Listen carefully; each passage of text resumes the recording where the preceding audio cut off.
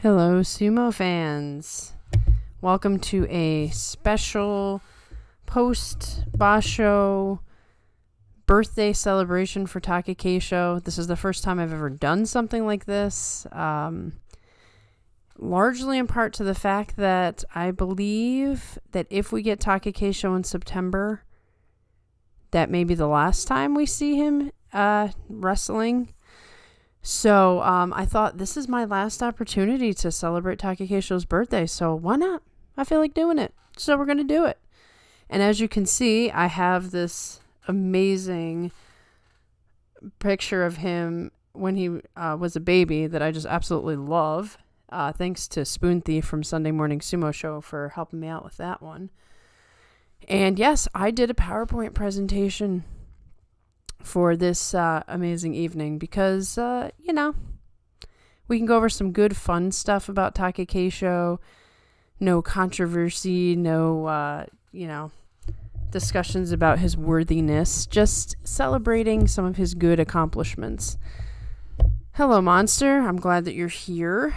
Takakeisho is, in fact, legend. And, we're going to go over some stuff. The exciting thing about 42 Opinions this week is that we just had the largest viewed video of our entire 4 years on YouTube. It's pretty amazing that so many people found us all of a sudden, and we've gotten a lot of new subscribers, many of them first-time Sumo fans, so that's pretty cool.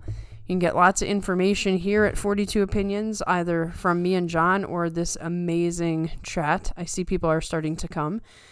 Hello, GR Sumo. Happy birthday, Takakeisho. Hello, JJ. I'm glad you're here. Yes, technically speaking, where I am, it is not Takakeisho's birthday, but where he is, it's Takakeisho's birthday. So we gotta do this the right way. So yeah.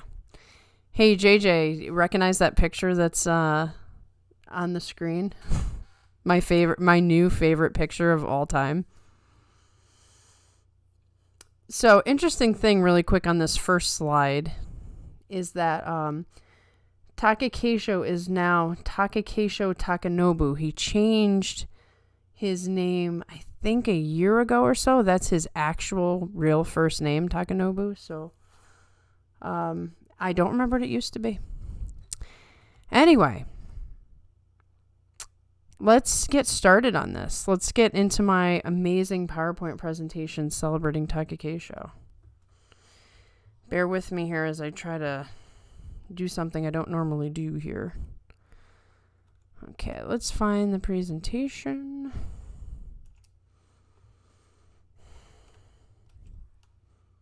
I got so many screens here that I am not used to using yet.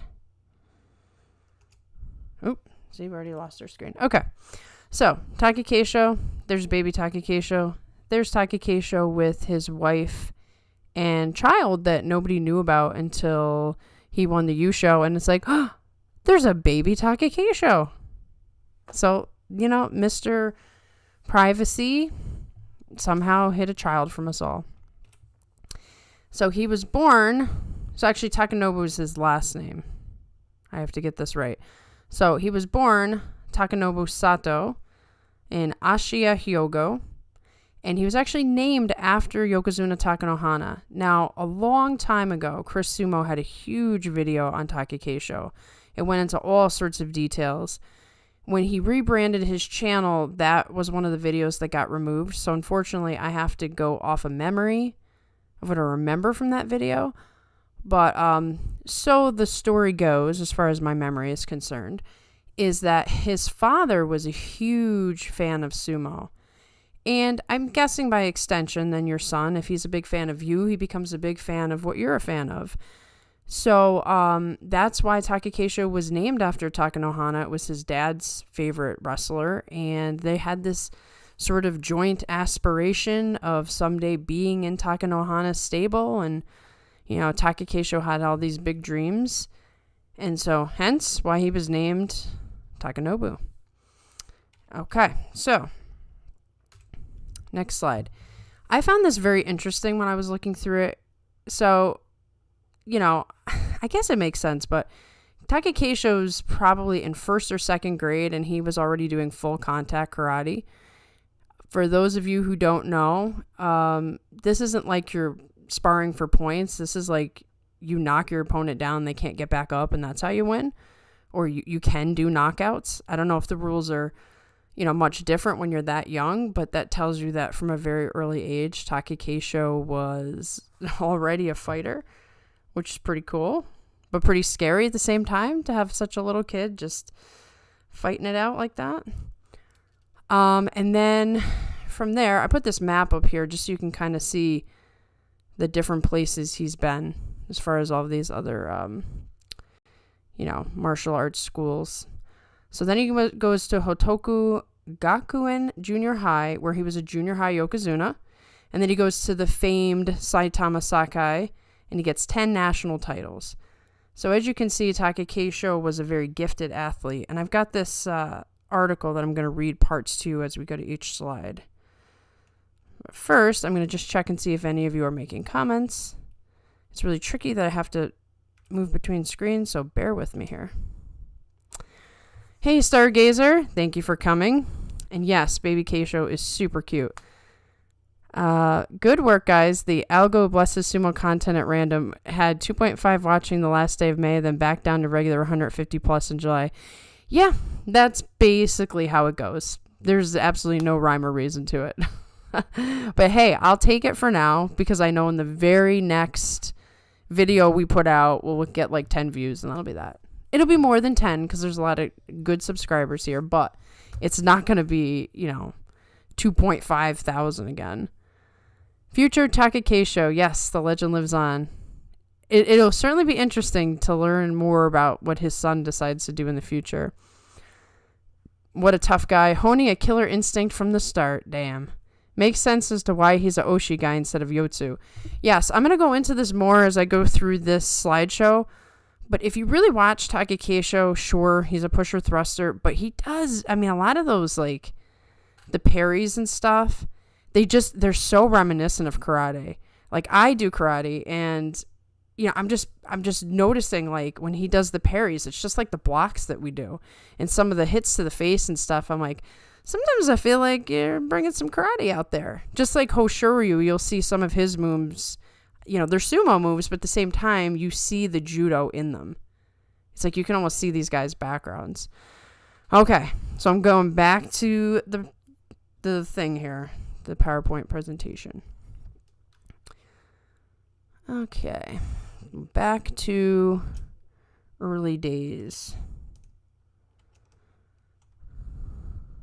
It's funny because before I even looked that up, I just knew it. I'm like, he's got a karate background. I can just see it. Those parries look too much like blocks. Oh, here we go. I'm screwing this up already. Hold on, guys. Okay. There we go. I got it. Okay, so Saitama Sakai, I had a note here, but I lost it. The point is that it's a famed high school for sumo. A lot of guys went there. Kota no Waka went there. Gonoyama, Daisho, Goeido,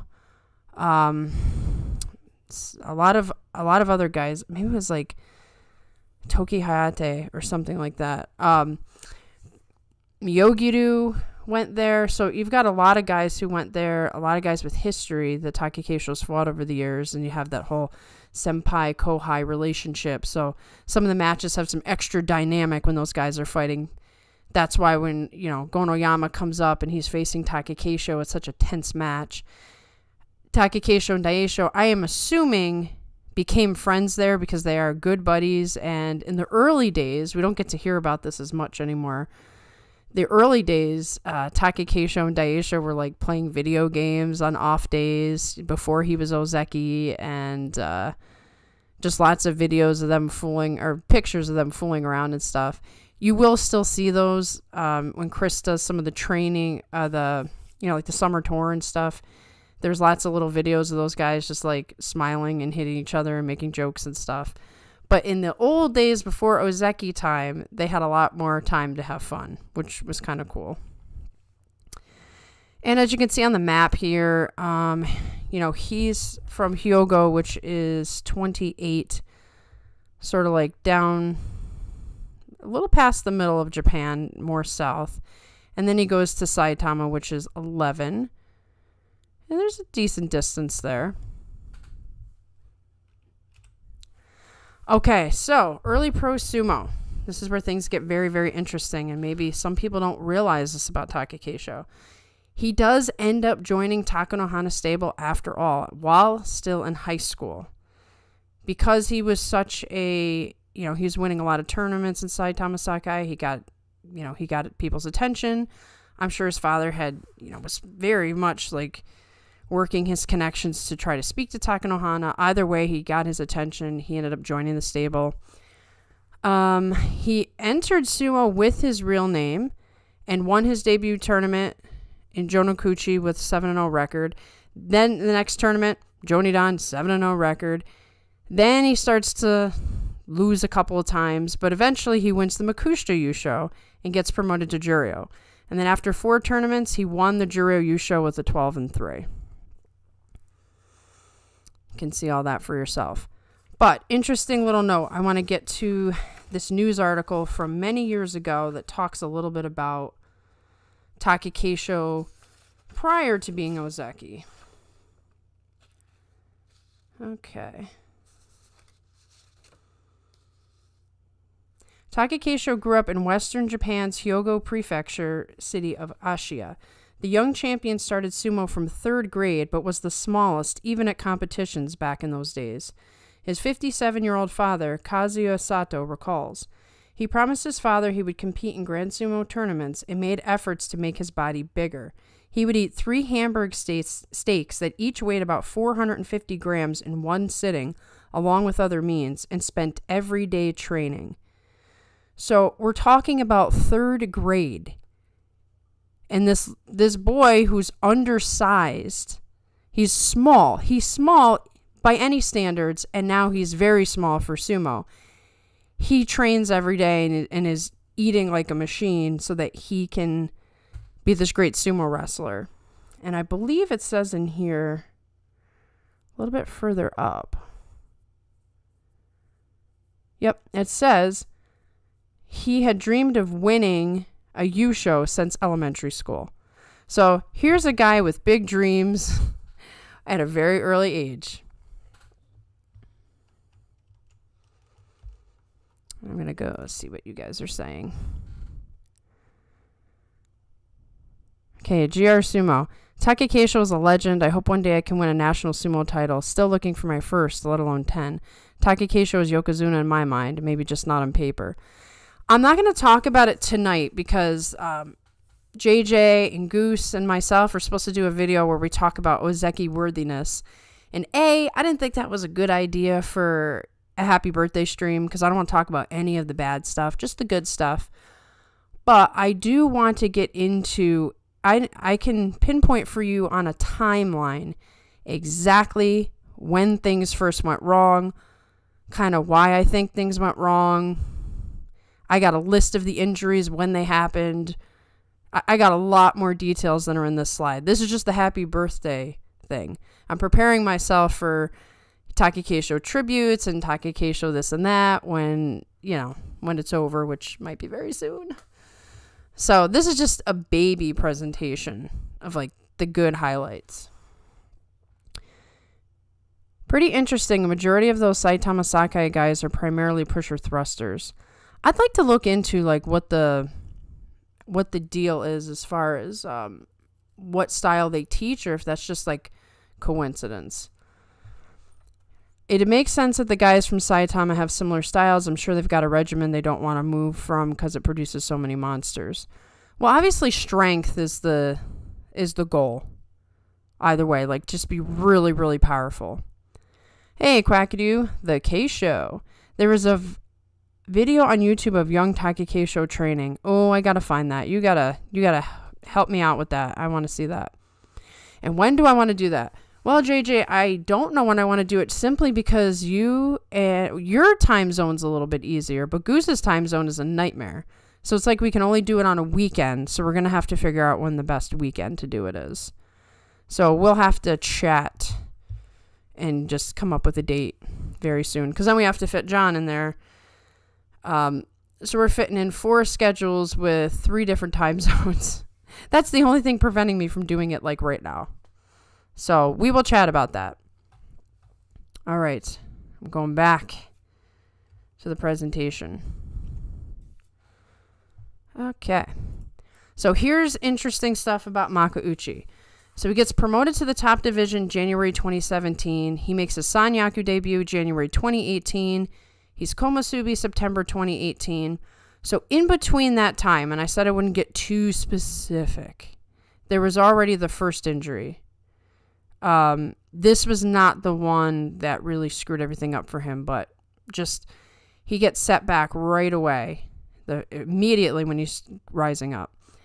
And then his first Yusho was November 2018, and I have here the Takenoiwa scandal. So let's talk about this a little bit and how this impacted his entire career. Maybe for better, maybe for worse. I don't really know. We can't know for sure. But it did uproot basically everything. So this article that I had just read some of the early things to you about, here's the headline. Takakeisho overcame scandal and many challenges to win first Grand Sumo title. So, I'm going to read to you the important parts about the Takenoiwa scandal. Okay.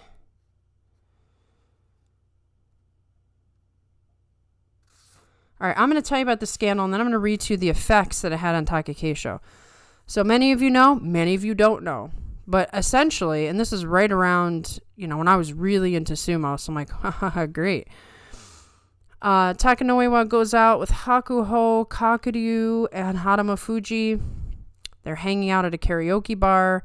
Takenoiwa is, the lower ranker, he's hanging out with a bunch of Yokozuna. And something goes on. This is what I heard, was that he was on his phone ignoring Hakuho. Hakuho got mad and basically was chastising him for being rude. Somehow Haramafuji decides to be the enforcer and hits him with a karaoke remote. Other things that were said was an ashtray. Who knows what really happened, but the point was, it gets back to Takanohana. Takanohana decides to go to the police, I believe, and then Sumo Association gets mad at him. You didn't do this the right way. Basically, everybody's at everybody's throats.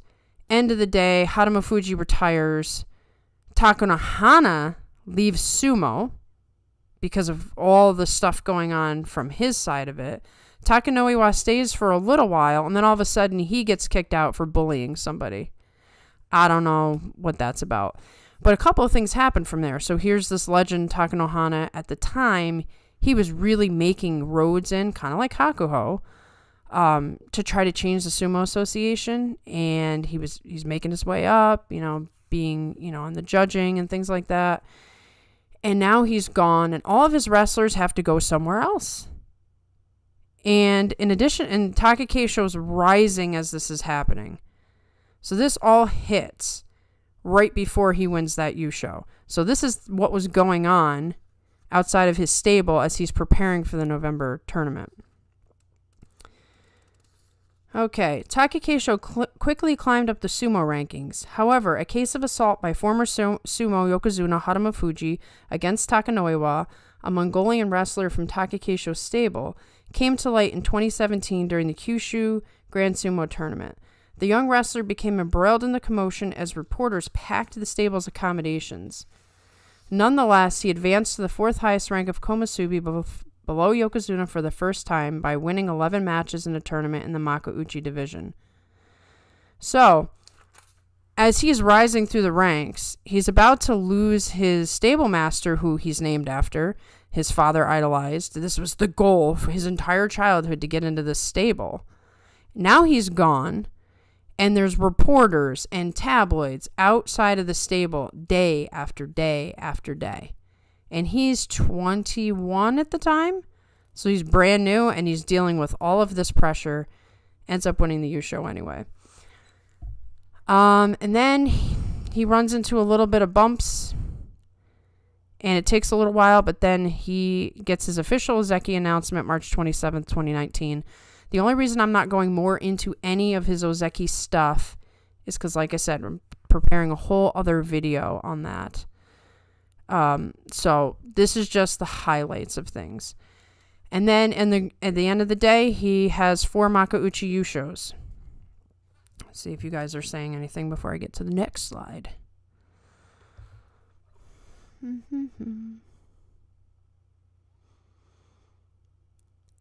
Thank you for making the slideshow. I love the effort and all the info you're sharing with us. Hadama Fuji, definitely not a great environment for your mental state. No, and I have more to read to you from Takakeisho in this article. I'm sort of skipping around based on what's in these slides.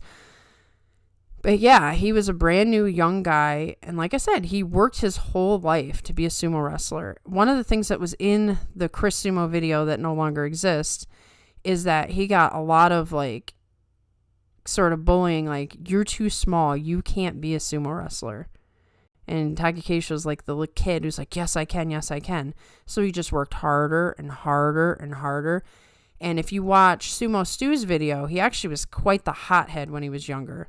Like right now, he's very like, people accuse him of not having emotion. They accuse him of always being so stern. Old Takakeisho, if you see that little video, was definitely more like Hoshoryu than the Takakeisho we know now. Like way worse though. Like fired up, hothead, because he's just got so much to prove. And he's fighting against everybody saying like, you can't do this. You're not capable. You're too short. You're too small. And he had proclaimed, according to that video, that he was going to make Yokozuna at a very young age. And everyone was like, no way. Not you. You're not going to make Yokozuna. I'm going to take him making Ozeki is good enough. Because they didn't expect that either. Losing Hadama Fuji was very sad. And Takakeisho didn't deserve what happened to him. Losing Hadama Fuji was very sad. So what's funny about that is, I was watching Takakeisho and I was thinking, you know, he's going to be my guy. But I really was, you know, I liked Hadama Fuji. I liked his style and I'm getting behind him. And then the scandal hits and I'm like, brand new to sumo. And I'm like, what? Like, you can have a scandal and get kicked out? What is going on here? You know, because like in American sports, nobody gets kicked out. You can do crazy stuff and you don't get kicked out. So it was sad that I didn't get to watch much of Hadama Fuji before the whole thing went down. Cannot imagine what it was like for Takakeisho. It's easy to be cross at Takanohana from an outsider's perspective, but Takakeisho idolized the man. Must have hurt him greatly to see him leave. I imagine it was extremely painful. There's a little bit in this article where he talks about it a bit, so I'll read that to you. But, I mean, talk about having the rug pulled out from you, and here he is, like, he's showing, like, I'm great, I can do this, blah, blah, blah. And bam. Interesting thing was that when he made his Sanyaku debut, he was the first one to do that in Takanohana stable. So, like, he was really trying to prove himself. And it was some rough stuff. I'm going to read to you a little bit more about this before I go to the next slide. So I'm going to read more of this article. Komusubi Takakeisho expressed joy over his victory in the Kyushu Grand Sumo Tournament at a press conference held here in southwestern Japan on November 26th, saying that he thought he had a long way to go to achieve a tournament victory. Speaking to reporters at his Chiganoura stable, so here, Takanohana, he didn't even get to see him win the Yusho. It was done. He's in Chiganoura at this point. Speaking to reporters at Chiganoura stable, Takakeisho said he could not think of any particular reason behind his victory, adding that he would be able to advance to higher rankings when he understood the contributing factors. I will focus on my sumo so that it won't become my first and last tournament victory, he said.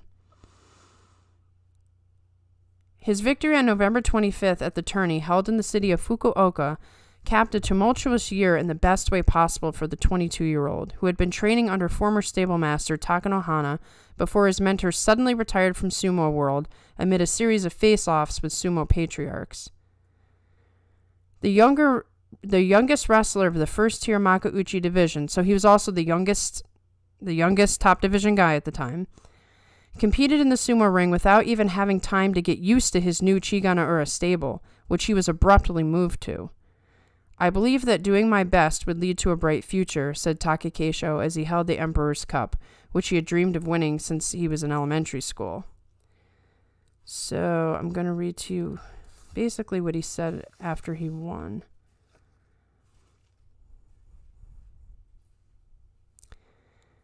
So first, Takakeisho set a goal to not become arrogant about being successful, nor to get downhearted by defeat, as well as to become a wrestler with a strong mentality that does not show emotion. So, another thing to bring up, this article was great for this. I have seen a lot of criticism saying, he doesn't show any emotion. He's intentionally holding himself back, thinking that this is the way to be an ozeki. This is what he proclaimed for himself. But the commotion around him continued. The Japan Sumo Association's Board of Counselors removed Takanohana from his director post on January 4th over his handling of the 2017 assault case. Takakeisho himself dropped out of the Spring Grand Sumo tournament in March due to the pain in his right ankle. On top of that, Takanohana submitted a letter of resignation to the JSA on September 25th after the Autumn Grand Sumo tournament and shut down his stable. Takakeisho had little to say about the incident, but trained hard at his new stable. I will return Takanohana's favor by wrestling well in the sumo ring, without forgetting his deep mindset, he said. Following his success in the tournament, the young champion appreciated his former stable master and said that he wanted to tell Takanohana, I owe my victory to him.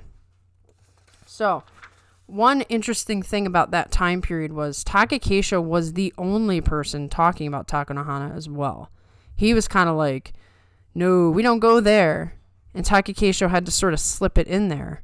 So he wasn't even allowed to really express his feelings on getting the rug pulled out from under him. Now you can see my sensitivity to why when they were about to do what they were doing to Hakuho with Hakuoho, I'm like, no, I don't want to see Takakeisho part 2. It's really devastating to do to somebody, a young rising star, just pull his coach out like that. I've already seen it. It's not good. So there's a little bit of information for you about the early days of Takakeisho. And JJ's made a comment that I think we might be excited. We'll see how things go. I'll get to that in a minute. Keisho's tachiai before any of the injuries were just ridiculously powerful, to the point where if the initial charge didn't send somebody to the fourth row in the crowd, his follow-up pushes would. Seeing the footages of Takakeisho from before his injuries are legitimately insane. I can see how he made it to where he did. He's such an awesome fighter, man. Okay, so we're going to go over one last slide, and I actually have an awesome video for us to watch in celebration of Takakeisho, where we're going to see this tachiai that you're talking about and see one of his greatest, like one of the greatest matchups he's had. The one that I watch whenever I'm like not in a great mood. I'm like, I'm going to go watch Takakeisho win the U show again. So we're going to watch that in a minute after we get through this last slide. There's a couple of interesting things on this last slide.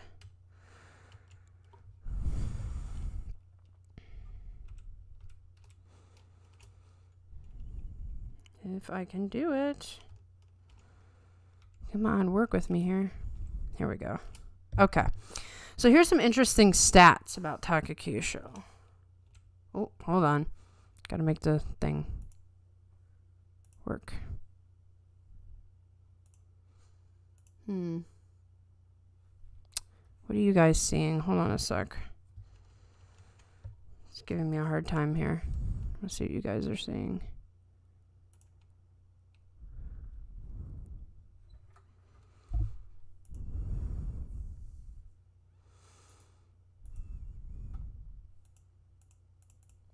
Having a hard time advancing the slide. Give me a moment. Okay. Here we go. Interesting stats. So he's the 6th Rikishi in history to win 8 consecutive bouts in his debut in the top division. So this is Juryo. First ever to do it as a teenager. So when he came into Juryo, he wins his first 8 in his debut, and he was only 19 years old at the time. Since 1958, he is the 6th youngest top division champion at 22. He won all championships except Sandame, which I think is pretty cool. I don't know how many guys have won like almost every single one of them. He made Ozeki in 28 tournaments, which is the 6th fastest rise. I think he is right before or right after Akebono. 9th youngest to be promoted to Ozeki at 22 years old.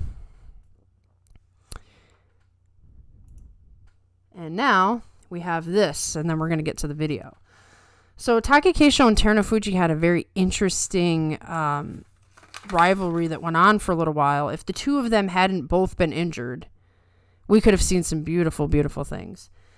So the video we're going to watch is the November 2020 video that went to a playoff. And we're going to watch the regulation match and we're going to watch the playoff match. But basically, Takakeisho faced off against Terunofuji on day 15.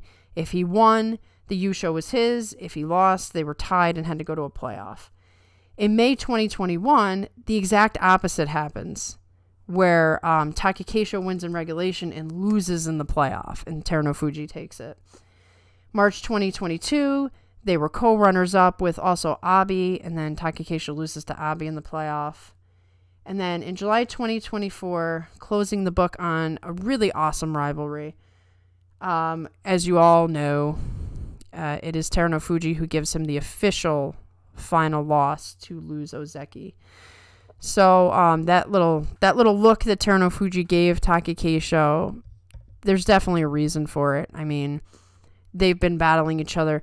Terunofuji gets knocked all the way down to the bottom, doesn't think he's going to have a career, comes all the way back up, and who he's facing is Takakeisho, the only Ozeki who's actually, holding up this thing. As a matter of fact, I'll give you, right before we watch it, I'll give you a little bit of background about how everybody was out when Takakeisho and Terunofuji faced each other. Takakeisho was the only person who could oppose Terunofuji at this period of time because everyone else was just, hurt, not there. This was Takakeisho's Atlas moment. So let me look at the comments, and then we're going to try to play this video.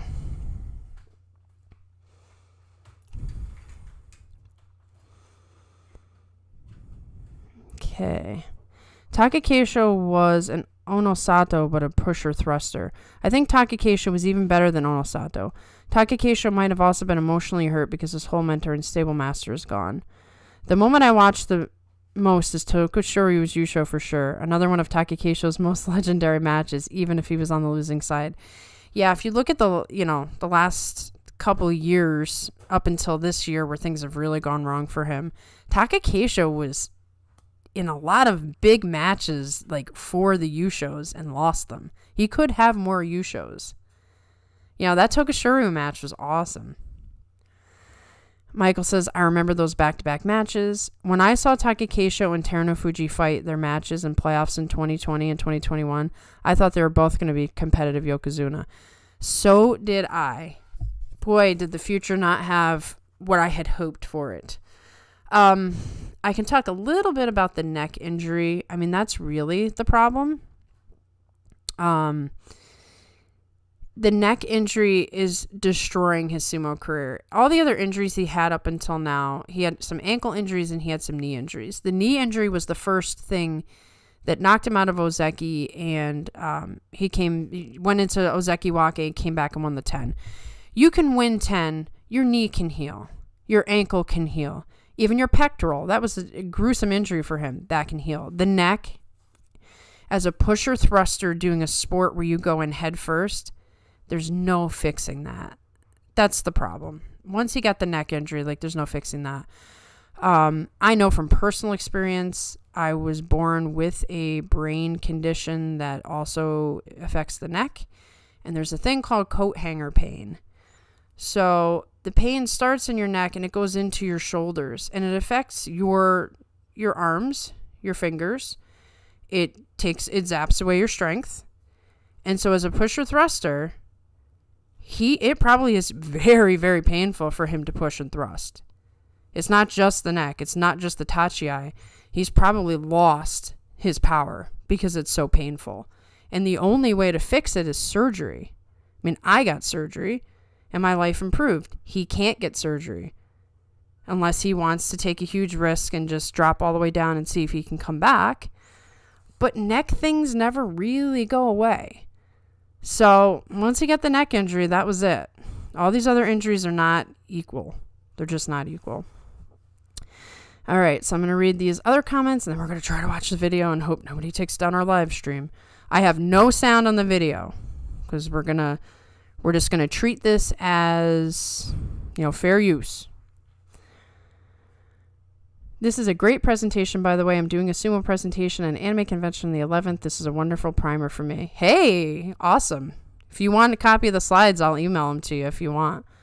Takakeisho was like the main character of sumo for years to me. He was. He formed my sumo world. I never particularly cared for Keisho, but he was a badass. Oh, everything about him is badass. The thing is if you come in towards the end of his career where everything's falling apart and you didn't see all the stuff that was going on and you didn't know his sort of inner thing, his inner temper that he's actually pushing way down, you'd have no idea that he was this cool. I've taken a bad tachi or two from being too far down and had some neck pains for a while. It's not good. Ooh, be careful. Be careful. Yeah, don't mess with the neck. It affects your whole life. That's why I open with a shoulder blast now. That's the good way to go. If Takakeisho won the November 2022 tournament instead of runner-up, they would have had to promote him to Yokozuna since he also won the January 2023 Yusho. The loss of Abi in the playoff hurt. Yes, he was very close a couple of times, and there was multiple factors, right? When Takakeisho first was eligible for Ozeki, they didn't give it to him. They said, no, we want another tournament out of you because we don't like the loss you had. So they've always been this way about Takakeisho, and part of it could be they didn't believe in him because he's too small and he only pushes and thrusts. Or there could be some saltiness about Takanohana that stuck to him for the rest of his career. I think there's at least a little bit of that. So I knew they were never going to promote him to Yokozuna. He would have to prove without a shadow of a doubt. And he couldn't do it. He came very close. Very, very close.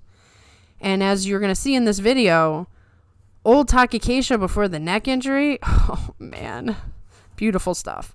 So without further ado, I'm going to try this. Now, I'll warn you guys, it might be a little delayed. So there's no sound. I'm not going to call the match. I'm just going to let you watch it. And then I'm going to talk about particular things that I like about this match. So let's do it. Let's see if we can make this happen.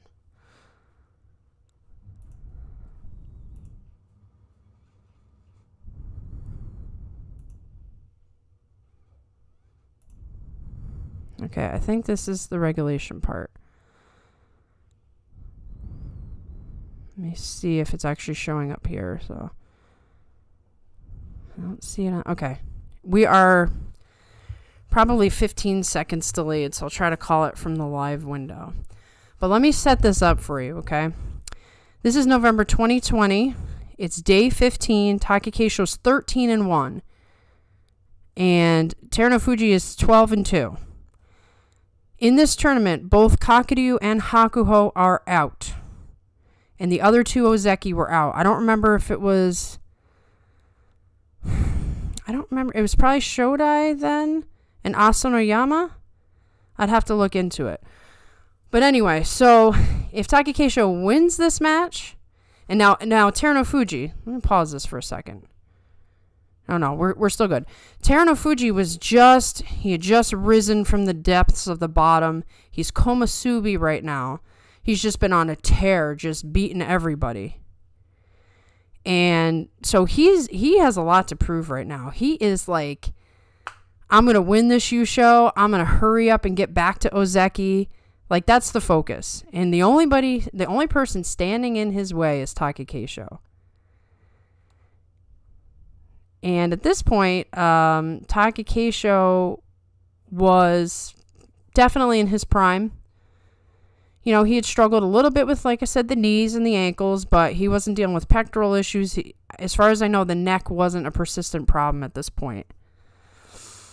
And Terunofuji was the best he was going to be at this particular point. I mean, the knees were always an issue, but I'm I'm going to stop talking so you can watch the match about to start.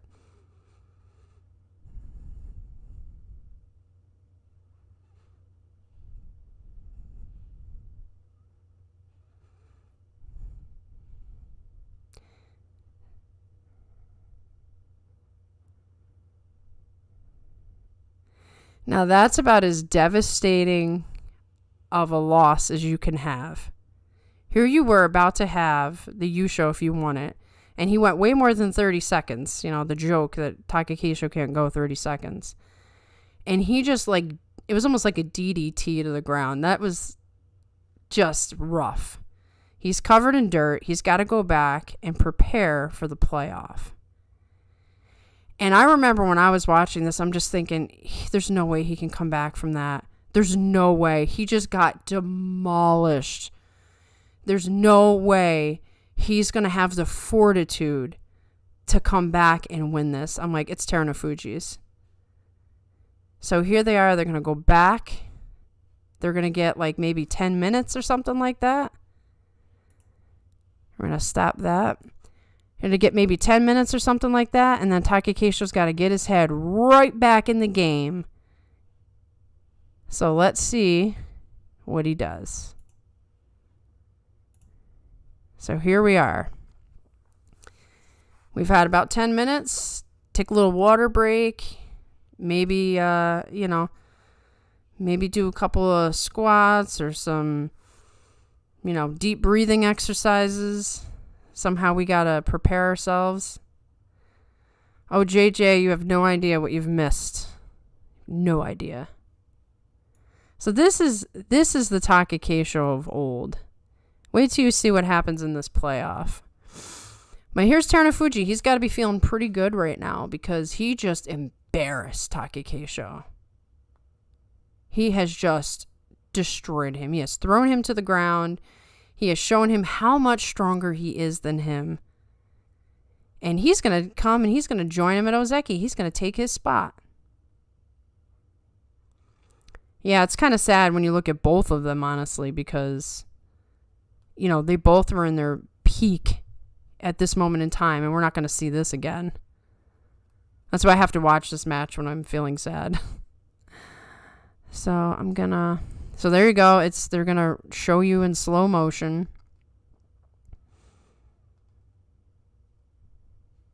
Look at that. Just grabs the back and just slams him. I mean, how much more embarrassing can that be? And you got to overcome that. Just his full body is on top of him, on top of it all.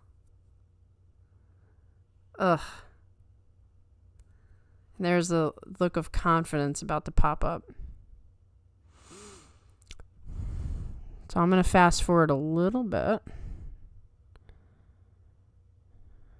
And here we go. You'll see it in a minute. Like I said, there's a delay here.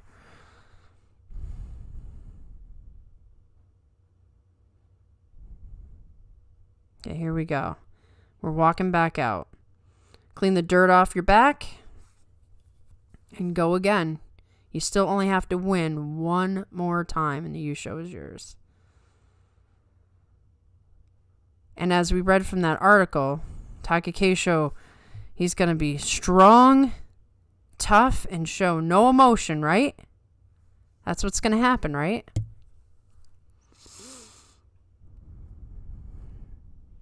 Everybody's sort of like... Now remember, this is also 2020, so this is during COVID.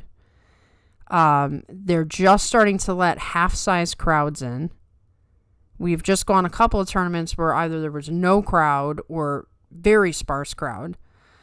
So you've got the first excitement, like real super excitement in a while, because people are back in the arena. Okay, so we're going to do a little bit more fast forwarding now. I want to get there.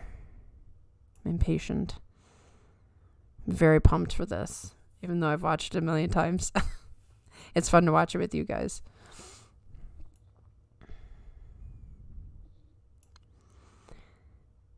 And here's Takakeisho. He's got his determined face. Terunofuji looking extremely confident. And he should. I mean, man, he went on a tear after this.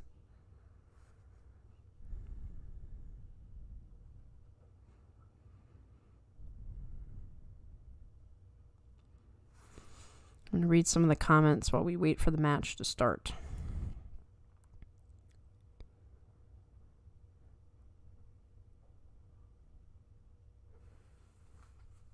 So, let's see. I train with a guy. I'm way behind.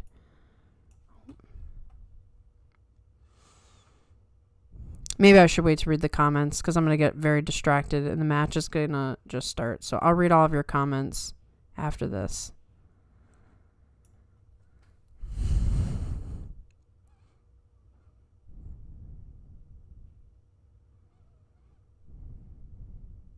Man, I feel the tension even though I've already seen it and I already know what happens.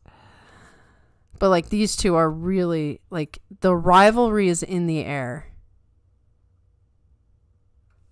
The rivalry is in the air. You can see it. Both these guys want this so bad for different reasons. Now for Takakeisho, he wins this. He gets to go on another Yokozuna run, which we know did not work out. But the fact that he was 13-1, we haven't seen a whole lot of dominant performances in the last couple of years like that. So to come in and just crush everybody, this was supposed to be like the best Yusho for him. You know, he's showing his Ozeki pride in this Yusho, in this Basho.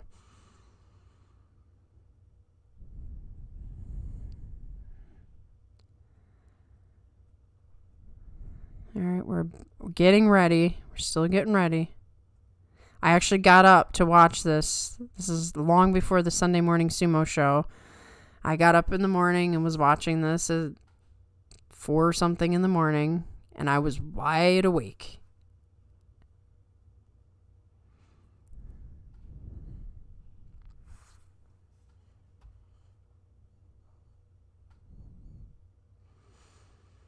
And it's very strange to see such a sparse crowd. I'm glad we're past that time. I like the crowds yelling and screaming their heads off. Okay, here we go. Remember how Takakeisho lost.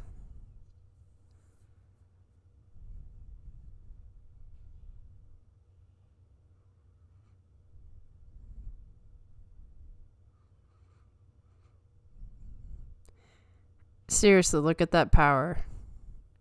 And then the man who's supposed to show no emotion cannot hold it back.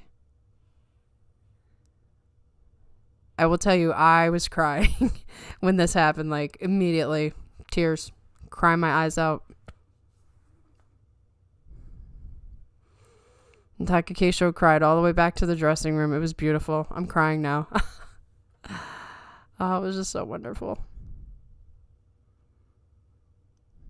I mean, that shows you Terunofuji is a huge man. He's a huge man. That's how much power Takakeisho used to have. And he did that after being absolutely crushed only 10 minutes earlier. So it shows you the kind of determination he has. It shows you the kind of power he has. It shows you just... there's more to Takakeisho than what we see now. And I'm going to remember that Takakeisho no matter what happens. So I'm going to go back, read the comments now that we've done our video. I hope you guys enjoyed that. I hope the stream doesn't get taken down. Fair use, fair use. No sound. I talked over the whole thing. Okay. So, go all the way back. I'm very behind. I'm sorry. Forearm blasts are a smart and economical tactic. Hakuho and Takayasu both prove it. I think a lot more guys are actually using it now too. But definitely Hakuho made it extremely popular. It's also easier for me as 6'5" guy instead of trying to get lower than dudes who are so much shorter than me. Yeah, it's not worth it. For you, it's not worth it. I train with a guy who's like 5'6", 5'8", very different. I'm 5'1", so everyone is way taller than me. 5'6" is even taller for me. And then we have a sad hamster face. Holy hell. Damn, what a crush out. This is the reactions to that devastating regulation loss. You can see the quick entry into the dohyo and the swagger then that has been lacking for a while. Yeah, I'm going to talk about that in a second too. Wow, this is before my time, I think. I started watching July 2021. Yep, you just missed that, JJ. Crazy to see how he's changed in only 3 years of me watching. Yeah, and it's really, like I said, it's the neck injury. All the other injuries are sort of like, they're not ACL tears. They're not, terrible knee injuries. They're minor in comparison, but with the neck, it's just destroyed his ability to do sumo, period. If that had never happened, and like I said, we'll discuss that in a later video, we'd be seeing maybe a slowed down Takakeisho, but we wouldn't be losing the power. Jason's archive is good. Yes, Jason. Love Jason. And this was a Teru who at the time was among one of the most physically powerful Rikishi ever. Yes, at the time that this happened, Terunofuji was the top of the top for him. And that shows you how strong Takakeisho was. And he had everything working against him. He should have lost that match from a morality. Not morality. You know what I'm trying to say. I'm trying to say his morale was down. But he picked himself back up and he did what he needed to do. At least they twisted towards the center of the dohyo and didn't land on the bales. Yeah, I wonder if Terunofuji actually did that very intentionally. I certainly hope so. Takakeisho messed up when he put his hands high and gave him the belt to Terunofuji. That's something that happened to Takakeisho a lot in those earlier days was, he would just be so focused on exerting his power that he would give up the belt. And Hakuho would punish him constantly. Ugh, we're not going to watch any of those matches. The way Keisho bounced back to win this playoff in the Yusho was wild. It certainly was. Those better days. It always feels like Rikishi are extremely close to getting above their maximum wins. Like Takakeisho was close to 14 wins, and how Hiraomi and Chernomi felt close to 11 last time. Yeah, I mean, sumo is a game of inches. It really is. You can have a 13-1 and have like a couple matches. You could have like 3 matches that you should have lost, and you won them by a hair's breadth, and now you're 13-1. And you could be Meisei and give it 100% every day and be, 4 wins at the end of it. His face. Interesting how much Takakeisho has poised himself. In high school, he was regarded for bad behavior and used to celebrate too much on the dohyo when he won, which is why he made that pledge to show no emotion. He's actually a very emotional guy who's trying to be an ozeki. So when we talk about ozeki worthiness and this, that, and the other thing, from a mentality standpoint, you really can't find many people as good as him as far as understanding the role. Yeah, it's pretty weird seeing the reduced crowds in retrospect. What a push. Oh my, better times. I looked back, and the only guy who beat Takakeisho in the tournament was Tobizaru. I know. He's had trouble with Tobizaru a very long time. Takakeisho can't beat Tobizaru for the life of him. Well, because Takakeisho wants to blast his opponents out, and Tobizaru wants to run around and pull body parts. And that's the last thing Takakeisho wants, is a guy like flittering around. He just wants to crush you, and he just can't get his grip on Tobizaru. There was another fight between these two. Takakeisho wasn't going for the Yusho, but stopped Terunofuji from winning the Basho. I thought that fight showed his strength. Yeah, there was a lot more matches between the two of them that mattered that I didn't have enough time to get into, but they were clashing for, 2020 up until Terunofuji, just stopped coming. I forget if that was probably 2023. So for a good 2 years, they were at each other's throats all the time, and it was awesome because Terunofuji could stop everyone except Takakeisho. It's not that he couldn't beat him, because he did. In May 2021, they had the exact reversal.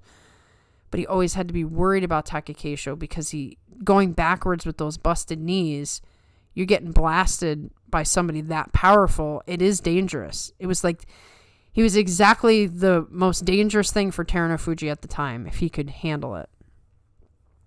Funny that in Takakeisho's decline, he's finally figured out how to beat Tobizaru. I know, it is funny, isn't it? From a logical standpoint, like the opposite of morality standpoint. Yeah, I can't speak, apparently. Oh, the twist was intentional, but I think it was because it generated more torque than going forward towards the edge. Well, man, it was beautifully executed. I mean, I hate to see Takakeisho fall like that, but that was a beautiful move. But now Tobizaru just outlasts Takakeisho. Takakeisho is a 6-second at most man. Well, the problem with Takakeisho now is that he's not training at all because of the neck. Chris's most recent video actually showed that he dropped out of the summer tour because of the neck. They could have cited any reason. They could have cited he's trying to go get his Ozeki rank back in September, or he's thinking about retiring. They could have said anything, and they brought up the neck. So it's like, it's the neck. So he can't train at all, and he's doing his training in the tournament, which is extremely risky, and you're not going to have the stamina. You're just not. So he used to have more stamina than he has now. Tobizaru makes you do sumo at his rhythm, especially for Oshi guys. It's hard to deal with. Yeah, that is the biggest problem with Tobizaru, and I think that's why it irritates Terunofuji so much, because he can crush him any day of the week. But Tobizaru is like an annoying little fly, and you just want to hurry up and get rid of him. Ichinojo Yusho was the one that Keisho stopped Teru. Yes, it is. And it's funny because, and JJ says, I miss Ichinojo. I miss Ichinojo too, but he is the guy that Takakeisho hurt his neck on. So I have sort of I don't want to say hate, but I have sort of a apprehension about Ichinojo. But now he's gone and Takakeisho's almost gone, so it doesn't matter. He's also out of the Jungyo tour for August, apparently. Yeah, that's what I was talking about just a second ago. He pulled out, it says cervical, it actually said cervical spine instead of neck, which is great. I mean, the truth of the matter is, and I really hate to say it this way, he's probably best off retiring. I don't want to see him go, but I don't want to see him in a wheelchair for the rest of his life. He's definitely playing with fire. Wrestling the way he is with the condition he has, I am sure doctors have told him he should stop. But as I've given you in this earlier part of the presentation, that's not really his style. Every time he's told he can't do something, he does it anyway. And he does it harder, and he just doesn't give up, which is beautiful and amazing, but it's can work against you, and it could really damage your life. Interesting thing, I didn't want to get too into injuries, but it's in my mind. When he hurt his neck, it was the first time he actually asked his stable master to sit out. All the other times he's like, no, I can fight with this knee, I can fight with this ankle. When he hurt his neck, he was like, I can't do this. And that tells you something. It must be really bad if Takakeisho's just like, I can't. That was an amazing match. Takakeisho literally blasted him out of the ring. It was great to see him in action against the Giant. Thanks for sharing. Time to get some sleep. We'll finish later. Thank you for stopping in. I'm glad you enjoyed the match, and I wish I could have put the sound on because the crowd went wild. It was even more exciting with the sound, but didn't want to take any chances. Feel bad having to put the topic off of Takakeisho, but yes, Tobizaru is a uniquely challenging Rikishi to fight. It's okay. We're still tying Tobizaru to Takakeisho. Hoshiryu is also absent from the August tour. Sorry to bring him up in this Takakeisho video, but I can't help it. I hate seeing Hoshiryu injured. I think Hoshiryu is precautionary, and is probably smart. Honestly, maybe Hoshiryu was doing the things that Takakeisho should have done. But, that's not completely fair. His stable master did have him sit out that very first tournament that he hurt his knee with the thought of, this is a young guy, we don't want to destroy his career. But just he kept getting injured, so after a while it's like, well, you gotta fight because you're Kadoban again. I think Hoshiryu will be fine. I remember that match too. Ichinojo was like Hokuseiho if he was as good as people thought he was. Well, the thing about Ichinojo is he came in like Onosato. He came in, he didn't even have a top knot, almost won the Yusho in his debut, things like that. But two things plagued Ichinojo. One was the chronic back problems. When you're that big, eventually it takes its toll. He couldn't afford to fall out of the ring because he was so big, so he had to be very cautious once he was getting pushed towards the edge. And then the drinking stuff, we don't know how much that affected him. I don't want to talk too much about that because I don't know the details, but he did leave and all of that came out. So, you know, every tournament that Takakeisho fights, it's rolling the dice. Yeah, he should retire. Yeah, it's one of those things where I don't want to see him leave, but I know he should retire. He knows he should retire. But how do you tell someone who's fought his whole life, like how do you convince someone who's fought his whole life since he was a kid and dreamed of these dreams that you have to leave at 28? I mean, 28 is young. Thank goodness he accomplished all he did beforehand, or else he'd be like Asanoyama. I mean, I feel bad. That's the real Shakespearean tragedy right there. Does he have the elder stock? Yes, he has the elder stock. He can retire anytime he wants. Not only does he have the elder stock, but he already has a stable. His wife, Yukina Chiba, her father is a former Ozeki. I cannot remember his name now. Like O-tanjyoubi or something like that. I never saw him. He died very young, like 45, of cancer. And nobody wanted to take the stable because now it's considered bad luck because he died. So when Takakeisho married her, he inherited the stable. And I believe that Takakeisho, I could see this. I could really see this being a thing. If Takakeisho could just accept that he shouldn't fight anymore. I could see Takakeisho taking this cursed stable that nobody wants and making it this big, beautiful thing in honor of his father-in-law. How cool would that be? That would be like a Takakeisho thing to do. Like, make this beautiful thing for his father-in-law and his family and raise up some of the next best wrestlers. This could be a whole new world for him, and he doesn't have to hurt himself anymore.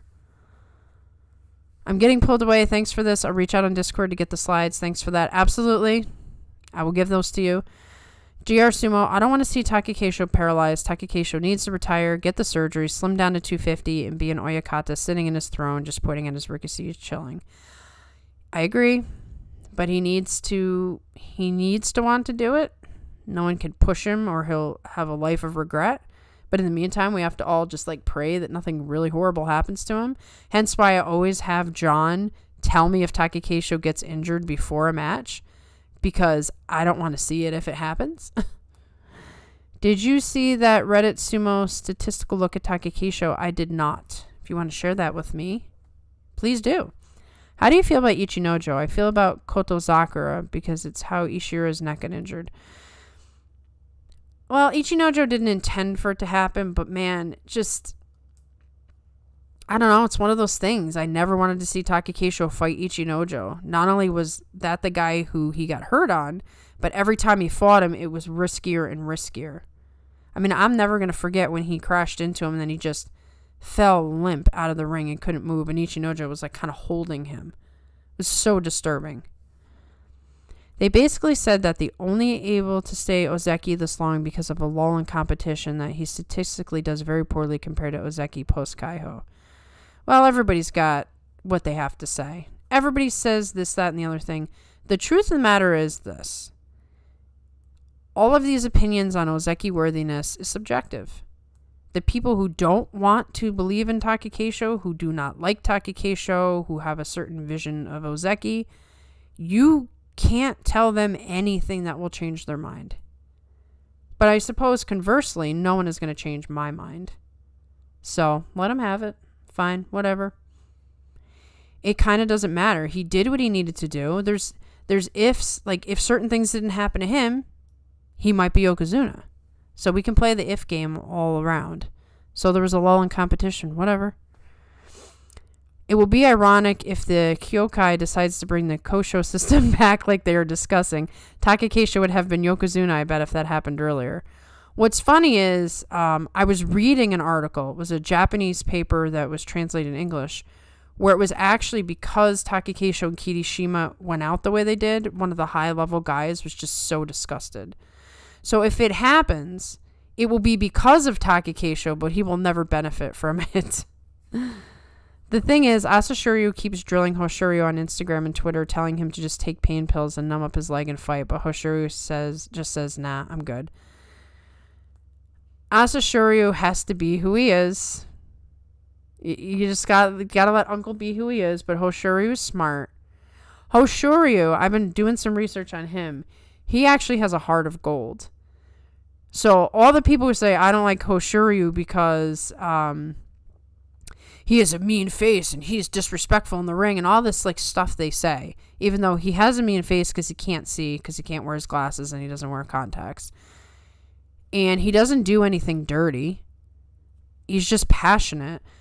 But he had injured somebody on accident and like went to their hospital room to apologize to them. Like he's actually very, very sensitive and nice, and I think he's probably well liked. So people don't know how to read people. Did Takakeisho's father really say that it was either Yokozuna or failure? I heard someone told me that, but I can't find evidence of that. So Takakeisho's father is a controversial topic, and that might be the reason that Chris Sumo pulled the video down, but let's just say he was a very strict father on Takakeisho, according to that video. Extremely strict. So it's quite possible that that's true. And Hoshoryu will beat up everyone once he's healed. I hope so. I hope so. The Red Sumo's statistical look at Takakeisho just reaffirmed he was the best Ozeki who didn't get Yokozuna since arguably Goeido or Kodoshogiku.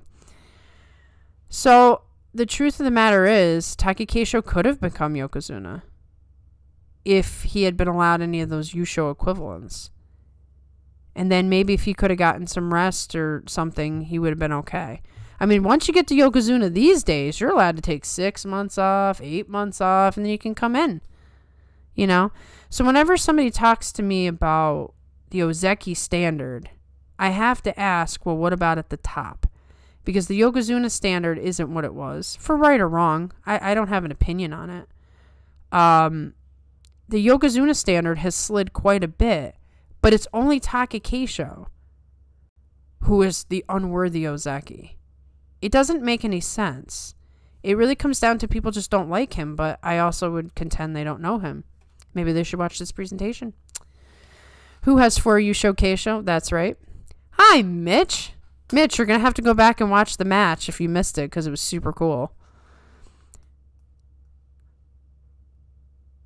Monsters, so messed up. Can only beat the people in front of you, so that form of argumentation is just lackluster. It comes from a place of people who don't like him. And you can't change that. Like, if they don't like him, they've formed their opinion of him. Nothing you say changes their mind. And I don't care to change their mind. Fine, don't like him. I think you're wrong. But whatever. The JSA loves to talk about things but not follow through. Yeah, they're just talking about it. But I like the fact that it bothered them, what happened to Takakeisho and Kirishima. It should bother them. So even the talk is better than nothing. I love Asashoryu's angry Twitter posts. He adds some intrigue to Sumo. I love it too. And Hoshoryu knows how to ignore him, so it's great. Asashoryu hasn't tweeted about Hoshoryu in a long time. Well, you know, he's going through the cancer treatments. I think he got through them. I think he's okay. But I'm sure that put a damper on, you know, messing with Asashoryu. In most of the categories, he has better stats than Shodai, Asanoyama, Mitakeumi, Tochinoshin, and close to Takayasu, and he lasted longer than any of them. Here's something that people just really don't understand. They really don't get it. Most men would not be able to stay Ozeki or fight as long as Takakeisho with the injury he has. We are talking about a very tough individual. Okay?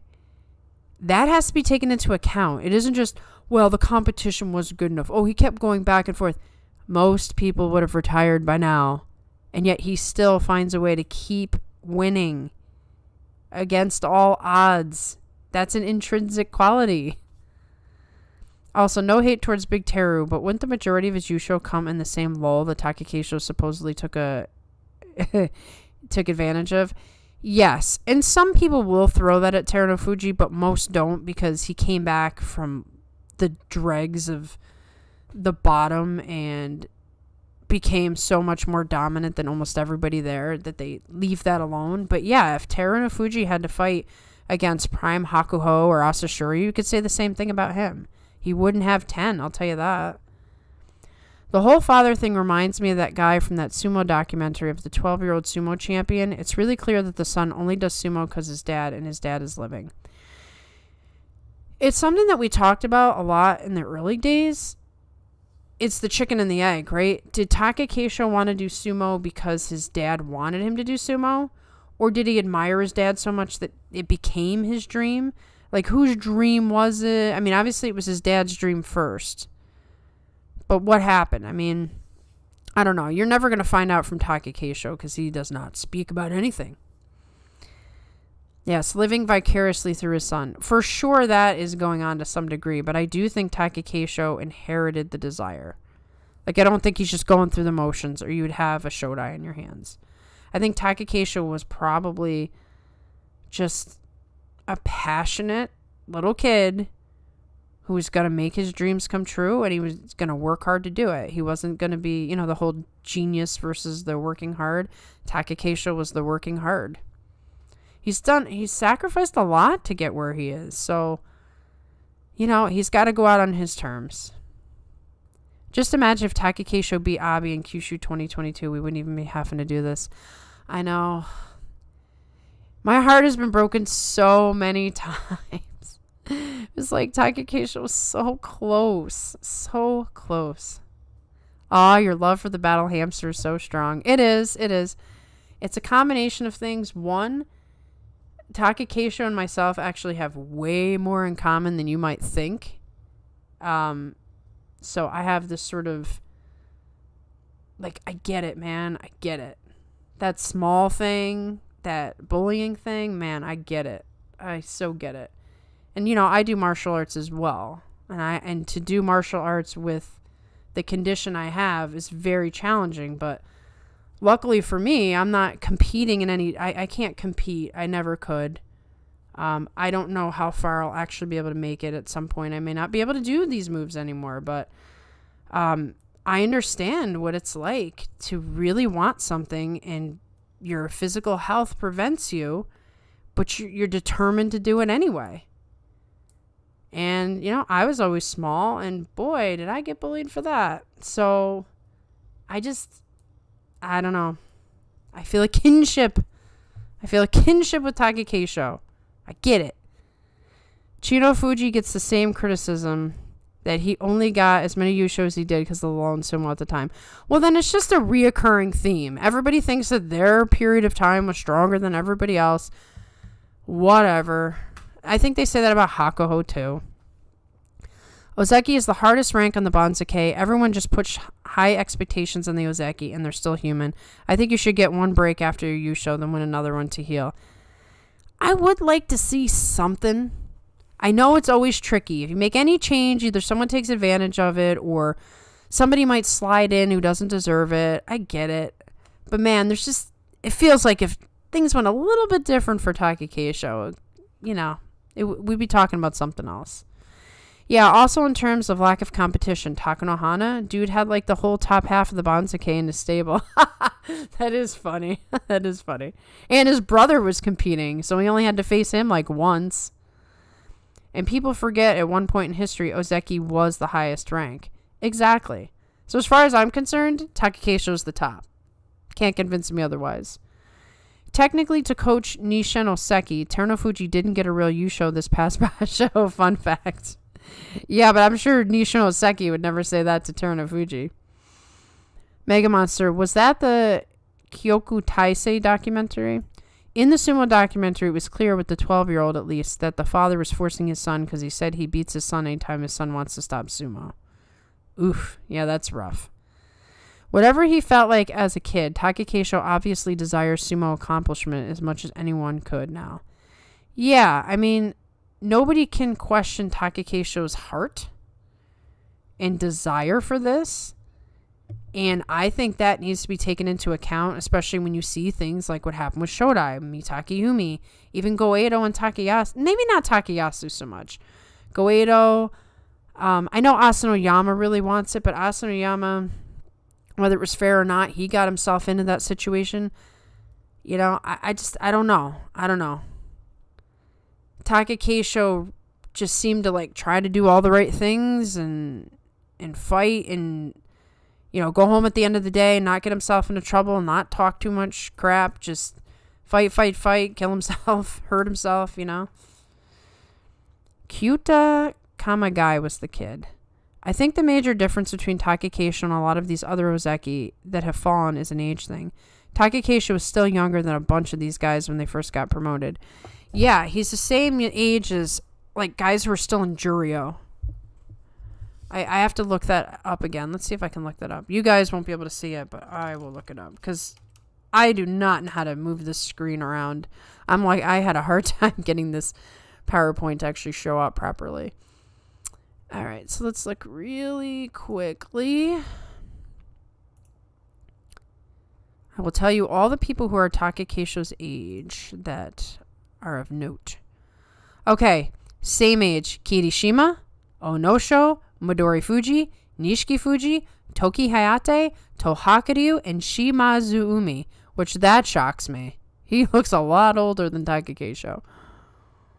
So all those guys are going to keep fighting, and Takakeisho, I mean, he's definitely going to retire sooner than later. I'm guessing it will be in September. It's a question of will it be before September or will it be after? If he were to somehow get his 10 wins, which I just don't see it happening, but November is his favorite tournament, so maybe he finishes off the year. But I don't know if I see any of that happening. Imagine Takayasu fans. I feel bad for them. He's been runner-up 9 times. I know. It's tough. Takayasu's got it tough, too. People say he's an unworthy Ozeki, but I counter with, we live in a timeline where Shodai is a former Ozeki. It's true. Oh, Takayasu. And Takakeisho was just up there fighting tournament after tournament after tournament. And like Hakuho and Kakuryu were like sitting on the couch. The other guys were like, yeah, we're not showing up today. He had to fight all the time as the top guy, but never be considered the top guy. And then get kicked around like when Hakuho says, oh, the next Ozeki is Asanoyama, or the next Yokozuna is Asanoyama, when Takakeisho was on a Yokozuna run. I mean, he's got nothing but disrespect over and over and over again, which just fuels my passion for Takakeisho more, because when somebody does that to somebody, I gotta root harder now. I still remember ranting hard when Keisho lost that match to Abi. I was legit pissed for weeks. Oh, I went into mourning. I was wearing, black shrouds. Man, Shodai, there's a guy who I don't think ever wanted Ozeki in the first place. He sort of like fell into it and was like, oh, crap. I don't really want to do this. Who was the last Oshizumo Yokozuna? Musashi Maru? Everyone else seems to get to Yotsuzumo Yokozuna because of the Mongolians. Well, that's a big part of it too, is the Mongolian style is what's taken over. There hasn't been a Japanese Yokozuna since Kisetto Sato, and he didn't last. Did he even make one full tournament as Yokozuna? Because I'm not sure. He was an amazing Ozeki, and then he gets injured, and that was the end of that. Takanohana apparently considered the loss to Wakanohana the worst loss ever due to the dynamic of his family. Rumors that his dad considered Wakanohana his true son. Yeah, in fact, I don't think the two of them talk to each other at all anymore. Takanohana just like left his whole family after that scandal. Like, it wasn't good. It just wasn't good. Wow. Musashi Maru was more of a balanced guy. Akebono was the last true pushing, thrusting Yokozuna. I thought Akebono also became better at Yotsu after becoming Yokozuna. I feel for you. I've been bullied for my small stature and toil, and I can't succeed in sumo, but what Hoshiro and Takakeisho would say is, if someone says you can't, you have to prove them wrong. And that's one of the reasons we like sumo, isn't it? Because there's always this never say die attitude, unless you're Shodai. But still, Shodai's still there. He's still there. But it does give you a confidence that even through osmosis, where you're watching these guys do amazing things, and it just feels so right, doesn't it? Masashi Maru said in an interview that he was mostly a thruster but was forced to do grappling later in his career due to an injury with his wrist, I think. And that's why Takakeisho had to adjust his tachi-ai. He had to start doing more parries, more, slaps to the face and stuff. Hakuho had to do a lot of adjustments. I mean, he had a couple of years of not being able to engage in the tachi-ai without, the forearm. One day, I do hope a purely Oshi Rikishi can become Yokozuna. Anything's possible. It seems to me that Shodai has the talent to be Ozeki, but his mentally, I just want a paycheck and go home to watch Jujutsu Kaisen. Yeah, it's all mental with Shodai. It for sure is. Kisano Sato won his first basho as Yokozuna, but got injured and didn't do surgery, so his left arm didn't heal properly. Okay, so when I first saw, he was already in that injury state, so I didn't see his first basho as a Yokozuna. Kisano Sato finished a whopping 2 tournaments at Yokozuna. Shodai is eternal. When Hakuho said that Asanoyama would be the next Yokozuna while Takakeisho was on a Yokozuna run, Takakeisho probably said to himself, well, now I have to make Yokozuna, thanks for the confidence. I'm sure that's what happened. Or he didn't hear it at all because Takakeisho, if you ever noticed, he doesn't do interviews. He doesn't say a whole lot. When he does say something, it's very, very deliberate. So, he might not have even heard it. People might have been trying to tell him. And he's probably like, nope, I can't hear you. I can't hear you. Yokozuna run. He'll never forget getting trounced by Hakuho when he was trying to show him the way. What an interesting relationship that must be. Shodai is easy to make fun of, but I think I'll miss him when he's gone. I think we'll all miss Shodai. I mean, really, he's a lovable character. You can't hate him. It's fun to talk about him.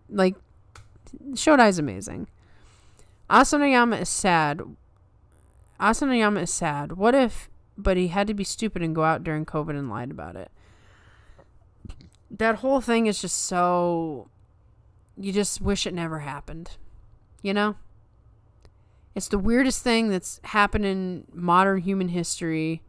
Everyone had to sort of navigate around it. Everybody made choices, and it just wish it never happened. Said Asanoyama wouldn't be in this situation. Everything went wrong for him after that, too. So he gets kicked out of Ozeki, not allowed to fight for 2 years, and then his dad dies. And I think it was a sudden death.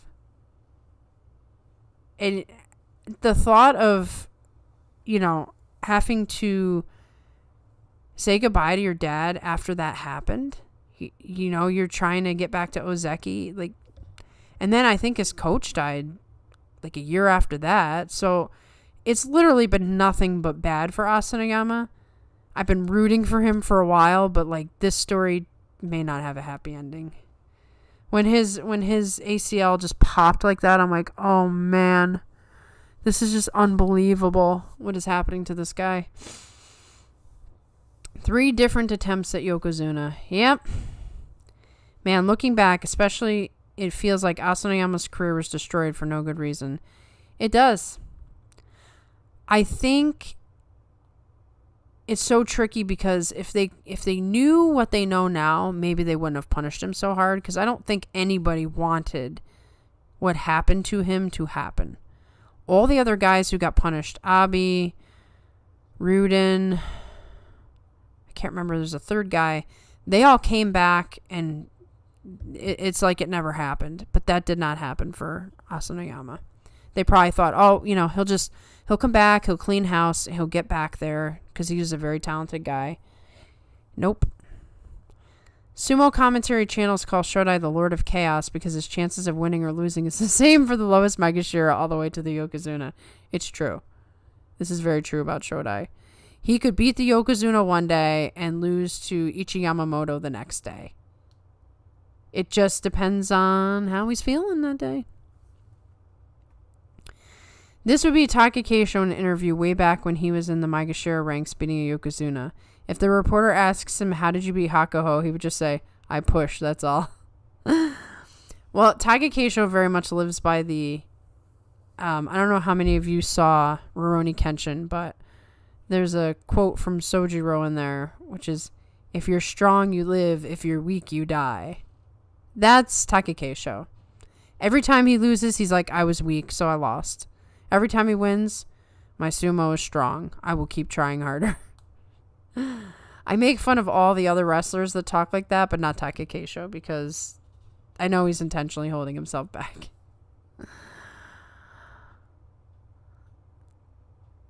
The tadpole generation is hurting. Keisho injured and will probably retire. Onosho going to Juryo with injuries. Asanoyama injured. Hokuto Fuji slowly fading. Mitake Yumi struggling. That, and they're all the same generation, right, guys? Like, something went wrong there. Onosho and Keisho are the same age. Hokuto Fuji, same generation. Asanoyama, Ozeki with Takakeisho. I wouldn't be too shocked if COVID has a lot to do with it. The training regimens completely got thrown out the window. I am thinking that stretching was neglected. I know that seems simple, but maybe guys went too into weights and other things and didn't do the proper sumo training, and that's why we got all these injuries. Maybe guys were fighting too hard. It threw everything just way off, and that whole generation is just done for. Throwback quote. That's right. Him being punished was warranted, but that being said, the degree that they punished him was way too heavy-handed. I think that's something everybody can agree on, even them. But I think they thought he would bounce back. Kind of base, though. I like that philosophy. Hey, it's as simple as it gets. And to some degree, that's pretty true. I think the Asanoyama struggle to get back to the top makes Terunofuji look much better with his comeback. It will be interesting to see how far Enho can come back up to. Enho's as crazy as Takakeisho. He has a serious neck injury and was told he should retire. He's not going to do it. He's a much smaller man, so let's all pray for Enho as well, that he stays alive and takes care of himself, and that he gets whatever out of his system so that he can have a good retirement when that time comes. And yes, what Terunofuji did was a miracle. Amazing. It is a legendary story. Whether you like him or don't like him, whether you think he took advantage of the lull in sumo, it doesn't matter. He did an amazing thing that almost no one has ever done. I think he might be the only one to come back from that division. And he doesn't just have bad knees. He has really bad diabetes. And to be a sumo wrestler with bad diabetes, I don't know how you do it. I really don't. So the man is to be admired. His story should be a movie someday. You know, when he finally goes, it's like, look, this dude is amazing. He's absolutely amazing. And he does have a book out, but it's only in Japanese, so maybe someday we'll get to read it. Shodai and Takayasu are both emotional wrestlers, meaning if they win their first bout, they'll win the next 4, but if they lose their first bout, they will lose the next 4. Throw Mitake Yumi in there, too. Ura had a crazy comeback as well. Yes, Ura is very similar to Terunofuji, except he's just not as, gifted as Terunofuji in terms of being a big guy. But Ura's awesome, too. Ura did the exact same thing. He's just not quite as upper echelon as Terunofuji, but everybody loves him, so that's good enough for me. Were you able to see my link to the Takakeisho statistic thing? YouTube might have censored it. They won't let you put it in the chat, I think. Maybe just put it in on like what I can search. Just put the keywords in and I'll search it later. YouTube is weird. Terunofuji is one of a kind talent, physically gifted above everyone else at least. Yes. You put him in a category of his own. You really do. And if Terunofuji had never gotten injured the way he did, he would have made Hakuho's life a lot harder. Hakuho is the GOAT. He's won 48 titles or something like that. If Terunofuji had reached Yokozuna at that time and never got injured, he wouldn't have so many. They'd be going back and forth. He might have 30. So it's always an interesting journey. But for Takayasu, he'll just take the weekend off and then win the rest of his matches. That's what he's got to do. That's got to be the new strategy. Michael Brantley, the reason they were harsh on him was twofold. One, he lied when confronted. Two, he was an ozeki, so he was held to a higher standard. And those were reasonable things. But it still stinks. He's the only one. Yeah, Terunofuji's the only one to do that. I'm cheering for Enho to get back to Juryo. I would love to see Enho again, but I am also worried about his neck.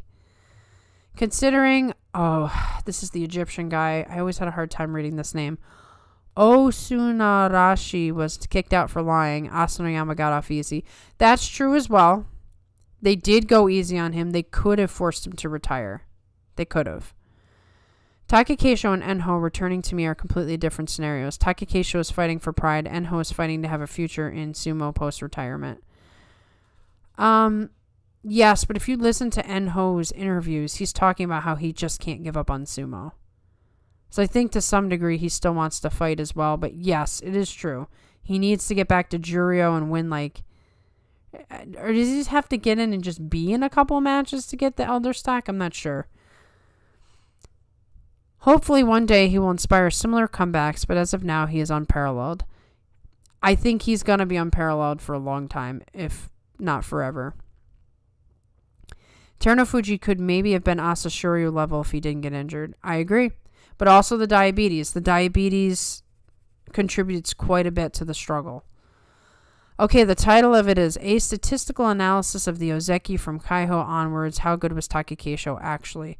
Plug it into our Sumo and it should be the only result that shows up. Awesome.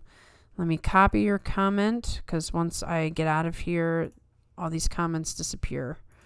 So I'm going to copy it. I'm going to escape for a second. Put it here. Summer reading. I just got a second monitor, which is going to make future podcasts really, really awesome. But I couldn't get it to work quite the way I wanted to in time for this, so to be continued.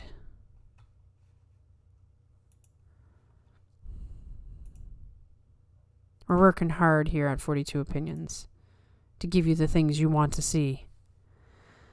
Hakuho has, 45 Emperor's Cup to his name. Close enough. I knew it was in the 40s. Osunarashi's documentary was what got me into sumo in the first place. Sad how his career turned out. Ura is the only guy who can go 6-0, then lose the next 8 and win on the last day and end up 7-8. Ura is the most unpredictable, optimistic wrestler. Ura tried to Katatsukashi Teru 99 times last basho. Ura is his own amazing, awesome self. So you have Terunofuji's in his own category. Ura's in his own category. Hakuho is in his own category. Yes, Osunarashi was in a car crash related debacle, so his was more serious. He could have killed someone. I think the issue, too, is that he wasn't supposed to be driving, right? He just needs to be in one match in Juryo. Oh, man. Now, I heard that they can make an exception for him. So there's some sort of loophole that he might be able to take advantage of. So we'll cross our fingers for that if it comes to it.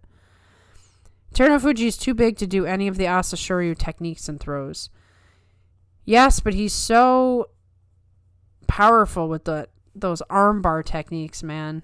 He could do throws with the one arm. Doing it through the armbar. There's an Osunarashi documentary. In complete fairness, I kind of feel that he would have done something stupid and gotten kicked out later anyway. Well, maybe. Yes, 'tis called The Great Desert Storm, I think. The full one is on Daily Motion. Correct. No sumo wrestlers can drive. Yeah, so he was driving and he wasn't supposed to drive and then he got into a car accident. Is that what happened? I know nothing pretty much about Osunarashi. I bet I would have liked his brawler style if I was able to see him. There are some, old archives that you could check out. I know it's past, so it doesn't matter so much, but there's definitely some stuff that you can check out if, check out his old matches just to see what you think.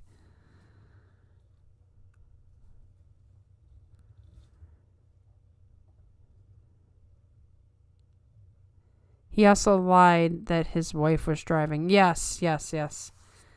I actually read all about that, but I wasn't watching sumo at the time, so I didn't know.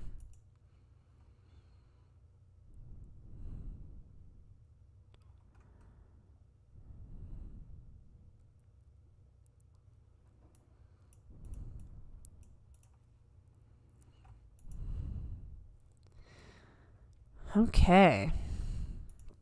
So where are we at, guys? We got more to talk about, or are we ending this amazing happy birthday stream? Right now it is 11 a.m. So Takakeisho is just starting his birthday. Let's hope it's a really good birthday for him. He's got a lot of pressure on his shoulders right now. Everyone's asking him, are you going to retire? Are you going to retire? Are you going to try for your 10? And he's probably pretty overwhelmed. I'm quite grateful that he is married and has a child, and he has a stable, and he has his elder stock. So as much as he might be stressed out and probably pretty miserable about the situation, he has a lot going for him. You should see Asashoryu versus Bob Sapp. Very awesome to see that he still has it. Bob Sapp, who's that? Osunarashi gave Hakuho a run for his money a couple times. The thing is, when he was young and strong, his sumo-specific skills were terrible, but later he got a lot better, but also weaker. Isn't that the way it works? I learned specifically how to do standing arm lock throws by watching Terunofuji. It's quite an impressive move. And he could do that to almost anybody. He's so much bigger than everybody. The only person who's going to give him... There's two people that are going to give him trouble. And we also know that his career is almost over. But Koto no Waka, Koto Zakura, and Onosato, very difficult to do the arm lock, any arm lock moves on them, because they're just as big as him and they can break out of it. We're not here to discuss how cool or not cool Osarashi was. It's Takakeisho time. That's right, monster. That's right. I don't know much about him other than he's Egyptian and he caused a huge storm at the World Games a few years back. Yes, Keisho time. I don't know about you, but I got into sumo during the Asashoryu Hakuho, old Kotonowaka period. No, I started with... I started around the time of Goedo and Takayasu, the Ozeki. We had 4 Yokozuna at the time, although Kisa no Sato had just gotten injured, so he was nowhere to be found. Hanamafuji was still there. And I was watching young Takakeisho make his way up in the purple Moashi, which that was the best color purple. Purple is my favorite color, and that particular color purple that he wore was my favorite shade of purple. I'm like, who is this awesome young Rikishi? We can always talk about the miracle that is Diet Takakeisho. No, we cannot. I refuse to speak about this at this time. Sunarashi was super strong, but he had 2 weaknesses, his coach pointed out. Over-reliance on strength, which helped him get to Makauchi, standing too upright. That's what Shodai does. That is definitely the Shodai situation. Hoshoryu hasn't got his chance against Terunofuji. I know. I hope he gets a chance before Terunofuji retires. I am 50-50 on if I want to see Takakeisho's future deshi being an army of spherical pusher thrusters. The funny thing is I could see Takakeisho actually raising guys that aren't pusher thrusters. I could see him doing both, but I could see definitely a variety because, like I said, he has that karate background. Takakeisho couldn't do anything other than pushing and thrusting because he chose to gain so much weight. If he had been such a Midori Fuji type, he probably could have done all kinds of crazy stuff. But he chose to get bigger and bigger and bigger for the power's sake. So I think Takakeisho's actually got a lot more technique in him. His physical body just couldn't do it. I mean, you've seen him do a couple of one-armed throws. So I definitely think he could have done them, but the way he gained weight because he's so short, it's not going to work. Do you see Takakeisho being a coach or stable master? I just don't see him as that type. Absolutely 100%. Takakeisho, I think Takakeisho actually dropped out of high school. So unless he went back and got, whatever a GED type thing is in Japan, he gave up his whole life for sumo. He's going to be a stable master.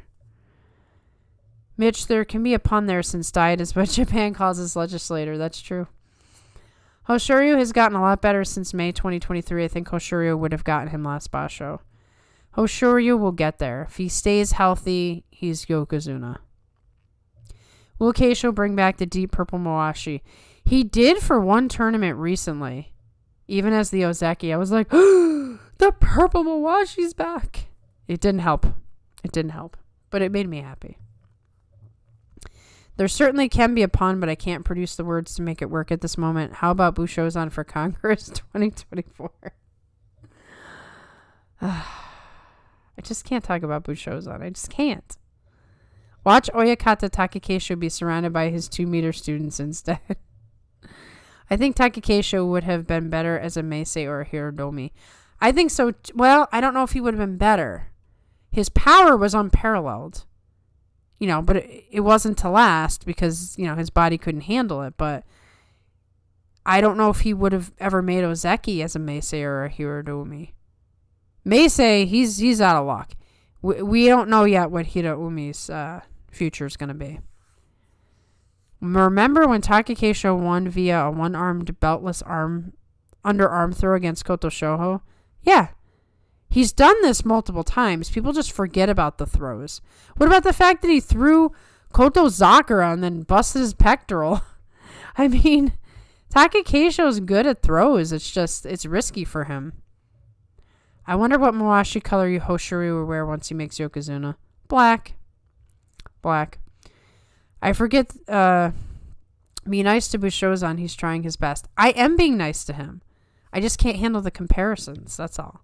Because Takakeisho could retire and Bushozan could be still going and be rising up. And I don't want the memory. I forget the retired Rikishi who became a politician. I have no idea who that is. Keisho gives Bushozan some calls and he gets to Ozeki. Well, I mean, hey, he had a 3-word conversation with Takanosho and he almost took the Yusho. I think Keisho has a lot of deep sumo knowledge in his brain. And if he becomes stable master, he gets to compete with Hakuho once again, which would be a beautiful thing. I want Keisho competing with Kisano Sato, Hakuho, and Kakeryu on who's going to have the best talent. That's the next thing for me to look forward to. Because in theory, Takakeisho, if he didn't get hurt, shouldn't be anywhere near them as new coaches. But with the situation, he's going to be right with them. No clue, Bob. Just some dude that's never been in my kitchen. Hoshiryu is younger than Koto Zakura, Kirishima, and the same age as Onosato. Yep. He's a youngin'. Always good when those youngins are ascending to Ozeki. Kyoku Dozan. Kazuyasu. Former Komusubi. Oh, that's the one who was a politician. Okay. Excuse me. Yeah, that guy. I recognize that name. I do not recognize that name. So what did you guys think? Was this a good Takakeisho birthday stream? I feel bad because a real birthday party would have music and games and fun. But YouTube messes with everything, so I couldn't do the music. I really wanted music, I tell ya. But I hope that Takakeisho has a good birthday. I hope he's surrounded by people who will give him good advice that he, will appreciate and understand. And if he does come back in September, which I think there's a good chance, I think there's a 60% chance he comes back in September. I'm just going to consider that bonus time, and I'm just going to enjoy seeing him every match. I'm not going to worry about the result. If he doesn't get his 10, I don't expect his 10, so I will just be taking it all in as just taking it all in. I'll put it that way. So, no expectations in September. Lots of tears if he retires before September. And that's that. Amazing stream. Thank you, B-Money. And cake. I wish I could do cake. I do need to celebrate the Gyoji promotions. Very excited. I knew you would be, Mitch. Good people talking sumo is always good regardless. Hey, that's why we do it. It's really just to talk to each other and have a good time. Kyoku Shuzan, one of the first 5 Mongolians, is a politician in Mongolia. Baruto is a politician in Estonia.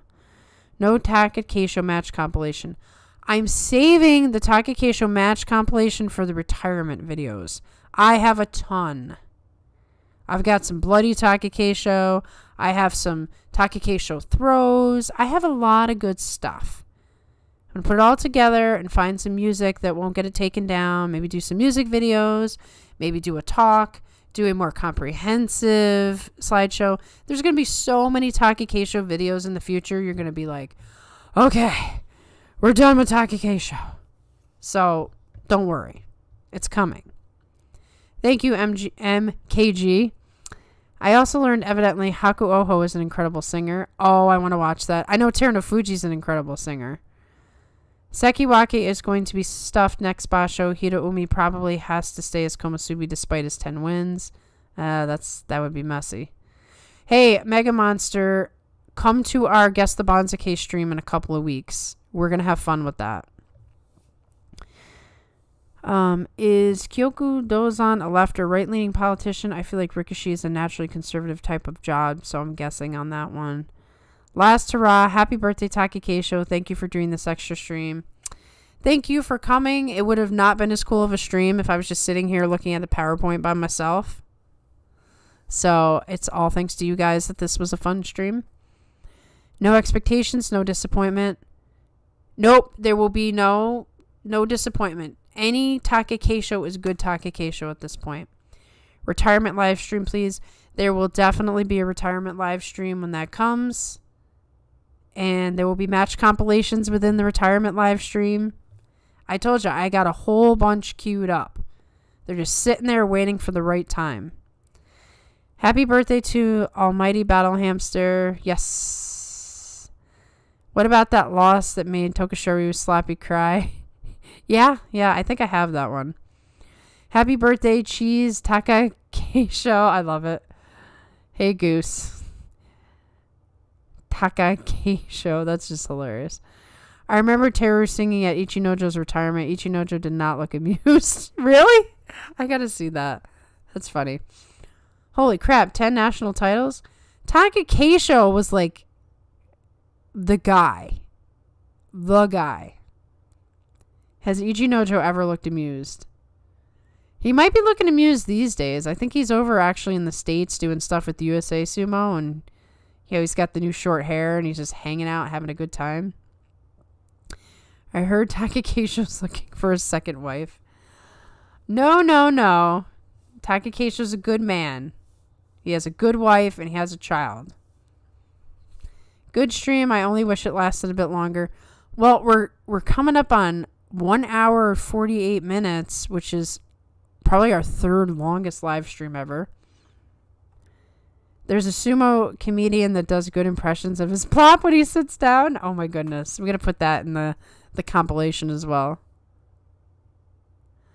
Leo is back going off on Taka on my Discord again. This dude rules. Yeah, I saw it, but I'm like, you know what? I'm not getting involved. No one's changing my opinion about Takakeisho. No one. You can say whatever you want, and there will be a video disproving everything you say. But at the end of the day, it's all subjective.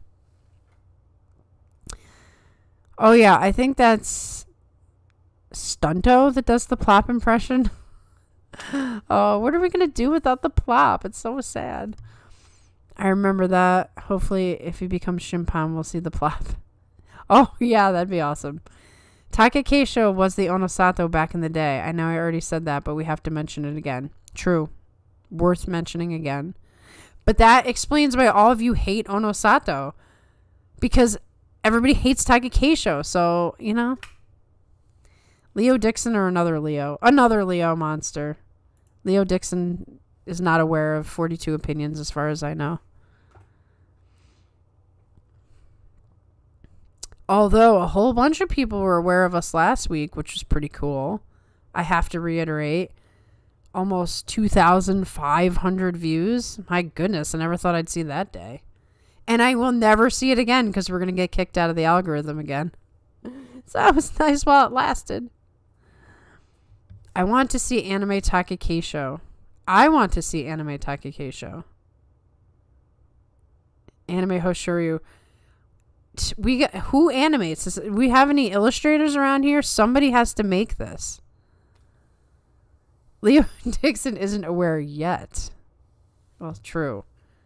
I mean, right now, our current status, we're like way up there with the top people for the most views for a sumo podcast. Not the top, not like a Chris Sumo. But I mean, decent. Decent. Hiro Morita isn't aware yet. That's who I want to be aware. I want my invitation to Japan to come and talk about sumo, okay? I'm in Leo Dixon's Discord. I could show this channel in there. Well, what's funny is that would be cool, but one time somebody was talking about us in Nato's Discord, and there were some people like, I don't like 42 opinions. And I'm like, oh, no. We have detractors too? That stinks. What's wrong with us? We're nice. So apparently we're not for everyone. There's plenty of people who think we stink. Whatever. I'm back to work. I'll give this a listen at home. Got karate tonight. We talked about some karate, Goose. So definitely you're going to enjoy this live stream. There is a video. So at some point you're going to want to go back and watch. Not just listen. The video has no sound. Do you have Twitter or something? I want to send some pictures I've collected from his high school days. Oh, I want to see them. I don't have Twitter. I don't have anything like that. You could email to 42opinions@gmail.com. We do check the email. I do need to get a Twitter for 42 Opinions. I just haven't had a chance. When I get it, I will let you guys know. But try emailing us at 42opinions@gmail. Because I would love to see those pictures. Especially I can put them in the compilations when I need to do that. Takakeisho as a shrimp would be something. The Mono-e numbers will be down just because he won't want to climb out of his seat onto the dohyo. Hey. He's going to fly out of that seat because he's going to lose a lot of weight. When will you be on Grand Sumo Preview? Hey, anytime Hiro wants to bring me on, I'm there. My new nickname is Lady Sumo, just so you know. Field trip talk time. Why, you want to get this live stream to 2 hours? Because that would be our record. I don't know what Hiro would think about us. Yeah, you see, here's the thing. Okay? Being American and being outspoken, we don't always follow, like, how the Japanese would speak about certain things. So I don't know if we'd be considered offensive. And I would never want to be considered offensive. And I try not to be offensive, but at the same time, I can't be fake. So, I mean, I could tone it down, but not be fake. So I'd have to be told what's the right things to say. What did 42 Opinions even do to get haters? Well, the one comment was we came up with some conspiracy theory about Hoshoryu, which is hilarious because that never happened. I love Hoshoryu. We were probably just like throwing theories out there. So people take things wrong all the time. Or people don't like that the videos are 3 hours long. Or they don't like the sound of my voice. Or they think John is a hipster. I don't know. Leo's channel is chill, that I can be certain of. Awesome. Jason isn't aware of us yet. I wish Jason was aware of us. I've been watching Jason a long time. But like I said, 42 Opinions is a nobody in the sumo game. Hiraomi, I hope you like this podcast. Hey, John was a big Hiraomi fan before almost anybody. Maybe JJ and him at the same time, but we didn't know JJ at the time, so I can't confirm. I would like to see Keisho Jr. take up sumo. I would too, but I don't want him to hurt himself. You gotta wonder, is Takakeisho the dad who's like, come on, son, you're going to do this? Or is he like, no, why don't you just be be like Gohan and be really smart and study and don't fight. Most of us are nice. Between me and Monster, I feel that's where most of the controversy takes the piss people come. It's not you guys. Like, I think people, don't like the length of the podcast. I also think that they probably, just for whatever reason, don't like me or John or the combination. I don't know. I can't be everything that people want me to be, and I can't be anybody different than I am. So if you don't like the channel, well, you don't like the channel. I can't imagine thinner Takakeisho. He's the hamster forever to me. He'll always have the cheeks. He was born with the cheeks. Isn't Hiro part Westerner too? I don't know. I think he might have spent some time overseas, but I think he like was born and raised in Japan. Hamster will become the mouse when he loses weight. Onosato haters are not controversial. It's like the most expected hipster opinion, which is basically standard. Yeah, I gotcha. Hosh melts steel beams. Wait, John's a hipster? Unsubs, JK. No, John is not a hipster. He is far from a hipster, but we make fun of him because sometimes he has hipster opinions about popularity. Like once a guy becomes popular, then he doesn't want to like him anymore. But John is far from a hipster. Hiro is from Ohio. He confirmed it on a live stream. Oh, wow. I didn't know that. It explains why he speaks English pretty well. Like, he pronounces things very... Like, he can go back and forth between Japanese and English very easily. What I mean is we might be too biased for the Grand Sumo preview. I would just never shut up about Hoshoryu, and you would keep talking about Takakeisho, even when he retires.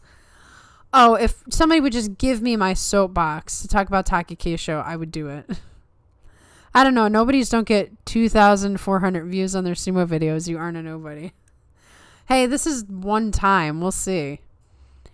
Low-key Takakeisho fans are inherently controversial. Some people will never learn.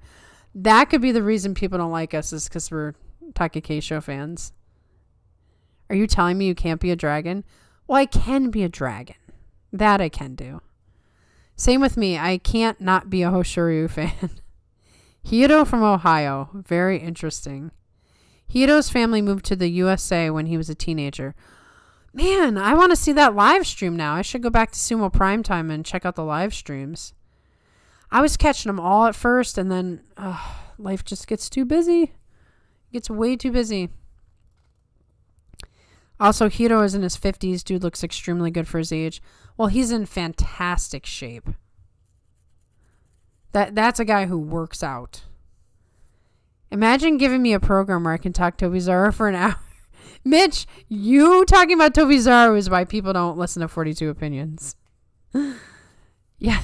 Yes, be a dragon. He's 56. Yeah, he's 56. There's nothing stopping you.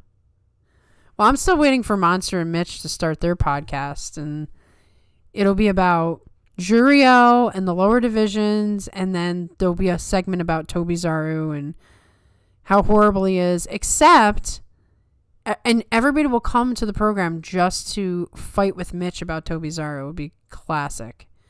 If anybody should dislike Tobizaru, it should be me as a Takakeisho fan, and I still can't find a reason to dislike Tobizaru. Podcast where Mitch and Drunk Me argue about how good Tobizaru is for 2 hours. I love it. I regret nothing, and I stand by my opinion. That's the way it's got to be. Can't be somebody different than you are. But you know what? I bet you if you met Tobizaru in person, you'd probably really like him. And you'd probably be friends. Did Hiro just not want to try to turn pro in sumo? It seems like he would have if he could. I don't know. Is there anywhere to watch old tournaments? New sumo fan here. I divert you to the chat for that. I feel like the chat knows the answer to that. That's actually tricky. There is places, but it's tricky. Need a podcast about Moriura. I know I didn't pronounce that right, but yes, he is hugely popular. I'd watch that just for the unbridled Tobizaru hate. It would be fun. Even if you don't agree, it would still be fun. Keen Tamayama has an internet archive with Makauchi bouts from almost all tournaments starting in July 2011. Yeah, he'd probably be the best resource. I'm not sure where the archive is, though. Leo's favorite wrestler is Tobizaru. His wife's favorite is Takanosho. Oh, boy. So that means Mitch and Leo have to, like, go at it. Hiro is Takakeisho's height. Interesting. Yes, there is Stars 02, I think. Did Murray or John from Grand Sumo Preview ever actually do sumo? John is an amateur sumo guy. I don't know if technically he's pro sumo, but he's from Ireland. He does do sumo. I don't know if he does anymore, but he did do sumo. Murray, no.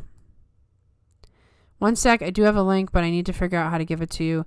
Yeah, because the chat will not allow you, so you might have to do something. Jason Sumo Archive, yes, Jason Sumo Archive. Leo literally won Kachi Clash because he chose Tobizaru and Takakeisho, no joke. That's amazing. That is amazing. I love that. That is amazing. Oh, wow. Okay, see, the chat here is an extremely informed chat. So any questions that you have, someone will have an answer. That's what I like about the 42 Opinion subscribers. Does anyone in here do sumo? Goose does sumo. JJ does sumo. The guys from Sunday Morning Sumo Show. They were both here earlier, but they are gone now because they are in different time zones and are busy. But anytime you want to talk sumo, you should join the Sunday Morning Sumo Discord channel. There's actually a lot of sumo guys in there. So that's my recommendation to you, GR Sumo. Talk to Goose or JJ. They both do sumo. John did it for Ireland's national team. Yep. The faith paid off. That's a load of bourgeois. I will not stand by Tobizaru bring the cause of a winning program. I love it. Just for you, Mitch. Leo literally wins Yusho because of Tobizaru. See, if Mitch did a podcast, Leo would definitely not like it. He would be unthrilled. You guys are going to be so happy to know that we finally crossed the 2-hour zone that you guys have been trying to get me to cross for years now. And we did it. Okay? So we did it on the Takakeisho birthday stream. It is now noon in Japan. Takakeisho must be doing something cool by noon. I considered sumo at one point, but the closest clubs to me are in Detroit and Grand Rapids, both of which are pretty far from me, so I'll stick with Muay Thai for now. So it sounds like there's at least some martial artists in here. I do karate, but I've only been doing it for a little over a year. Thanks, I'll check that out. Was Chris Sumo Pro Sumo Rikishi? No, Chris is just a super fan from Britain who now lives in Japan. I'm still rooting for the Terutsuyoshi special to come upon Tobizaru. Mitch. Takakeisho deserves this milestone. I agree. Takakeisho was given the 2-hour live stream. I would never do sumo because of the effect it would have on my health. I want to be healthy and live as long as possible. 2-hour mark, and we didn't have to resort to anime talk. Yeah, we actually talked sumo for 2 hours. This is really a huge milestone.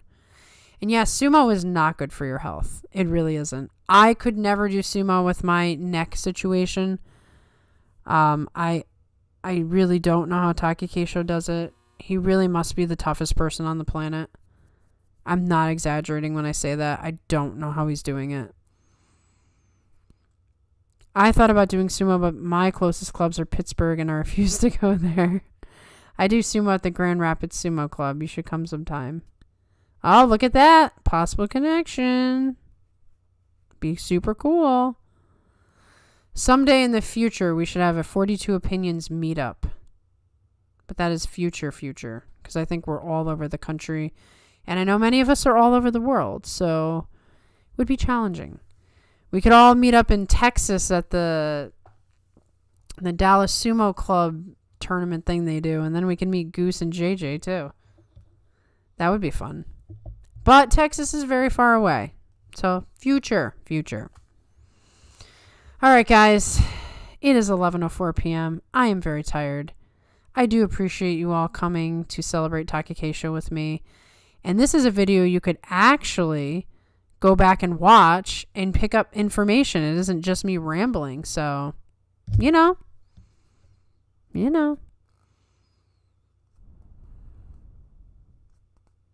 Oh, gee, 4 or 5 hour hike. You guys could just go once. You can go to practice once, Mitch. Come to Australia. That's where Goose is. Sydney City. Are you in Australia as well, Quackadoo? Look at this. I just love when the chat gets together. I'll let you guys chat for a moment. Yes, thank you, Daniel. I'm so excited for that. Thank you, thank you, thank you, thank you. Daniel here is one of our earliest subscribers, and he always brings the good stuff. 42 Opinion Sumo Bea. You and John sit in the beer crate and we'll yell. I don't even know what that means while we practice. Very cool that we have Australian members here in the chat, because that means it's the morning for you. It's the morning for you. So it's like, is it 12? Maybe it's 1 p.m. for you guys, maybe? All right.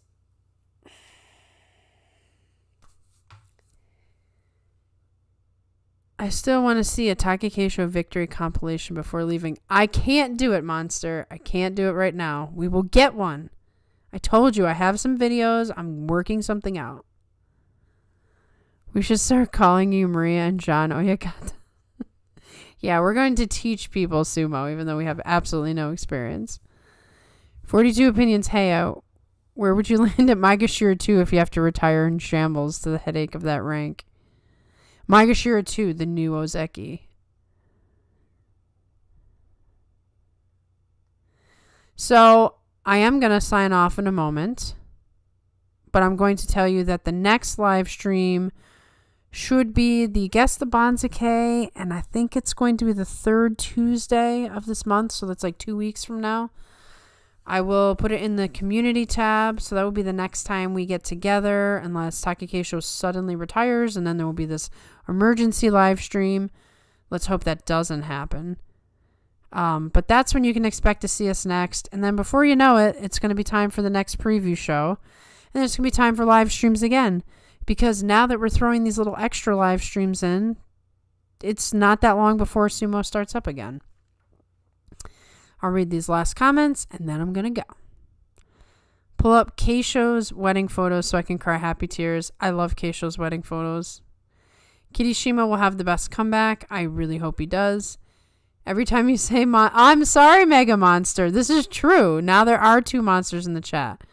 So I'm going to have to say Monster and Mega Monster. There's actually a sumo club starting in Lansing. Who else can say that? I need to get into the Banzuke now. Yes, you do, because it'll be about 2 weeks. Any sumo in social I want to join. Oh, in SoCal. See, I can't see. This is what starts to happen this late. I can't see. There's lots of sumo in California. Tons of it. They have like serious sumo in California, so you should look into that. Because that's where they have the big USA Sumo Open. So there's probably tons of sumo clubs. I'll deal with the Banzuke when I get home from vacation. All right, guys. I don't want to cut you off. I know you're having great chats about stuff. You can't see shoes become Hoshoryu. Mega Monster. I wear glasses, and I still can't see after a while. I'm practically blind. It's a shame. I have nighttime vision issues, so at this point, the words are becoming very blurry. I am Hoshoryu. Nothing in LA, please. I'm not going through that nightmare. I'm telling you, there's got to be tons of sumo clubs in California. I'm telling you. All right. Farewell, everyone. It has been fun. I'm not going cross-eyed, Mitch. You're just trying to delay me even more. See, Maria. Oh, you have glasses as well. Good. We have to have the glasses club as well. I've been wearing glasses a long time. I've been blind. Very, very long time. Alrighty. Glasses gang. 42 Opinions, Bea. Hoshoryu has better vision than Nishikigi because he's younger. Thank you all for coming. See you in a couple weeks.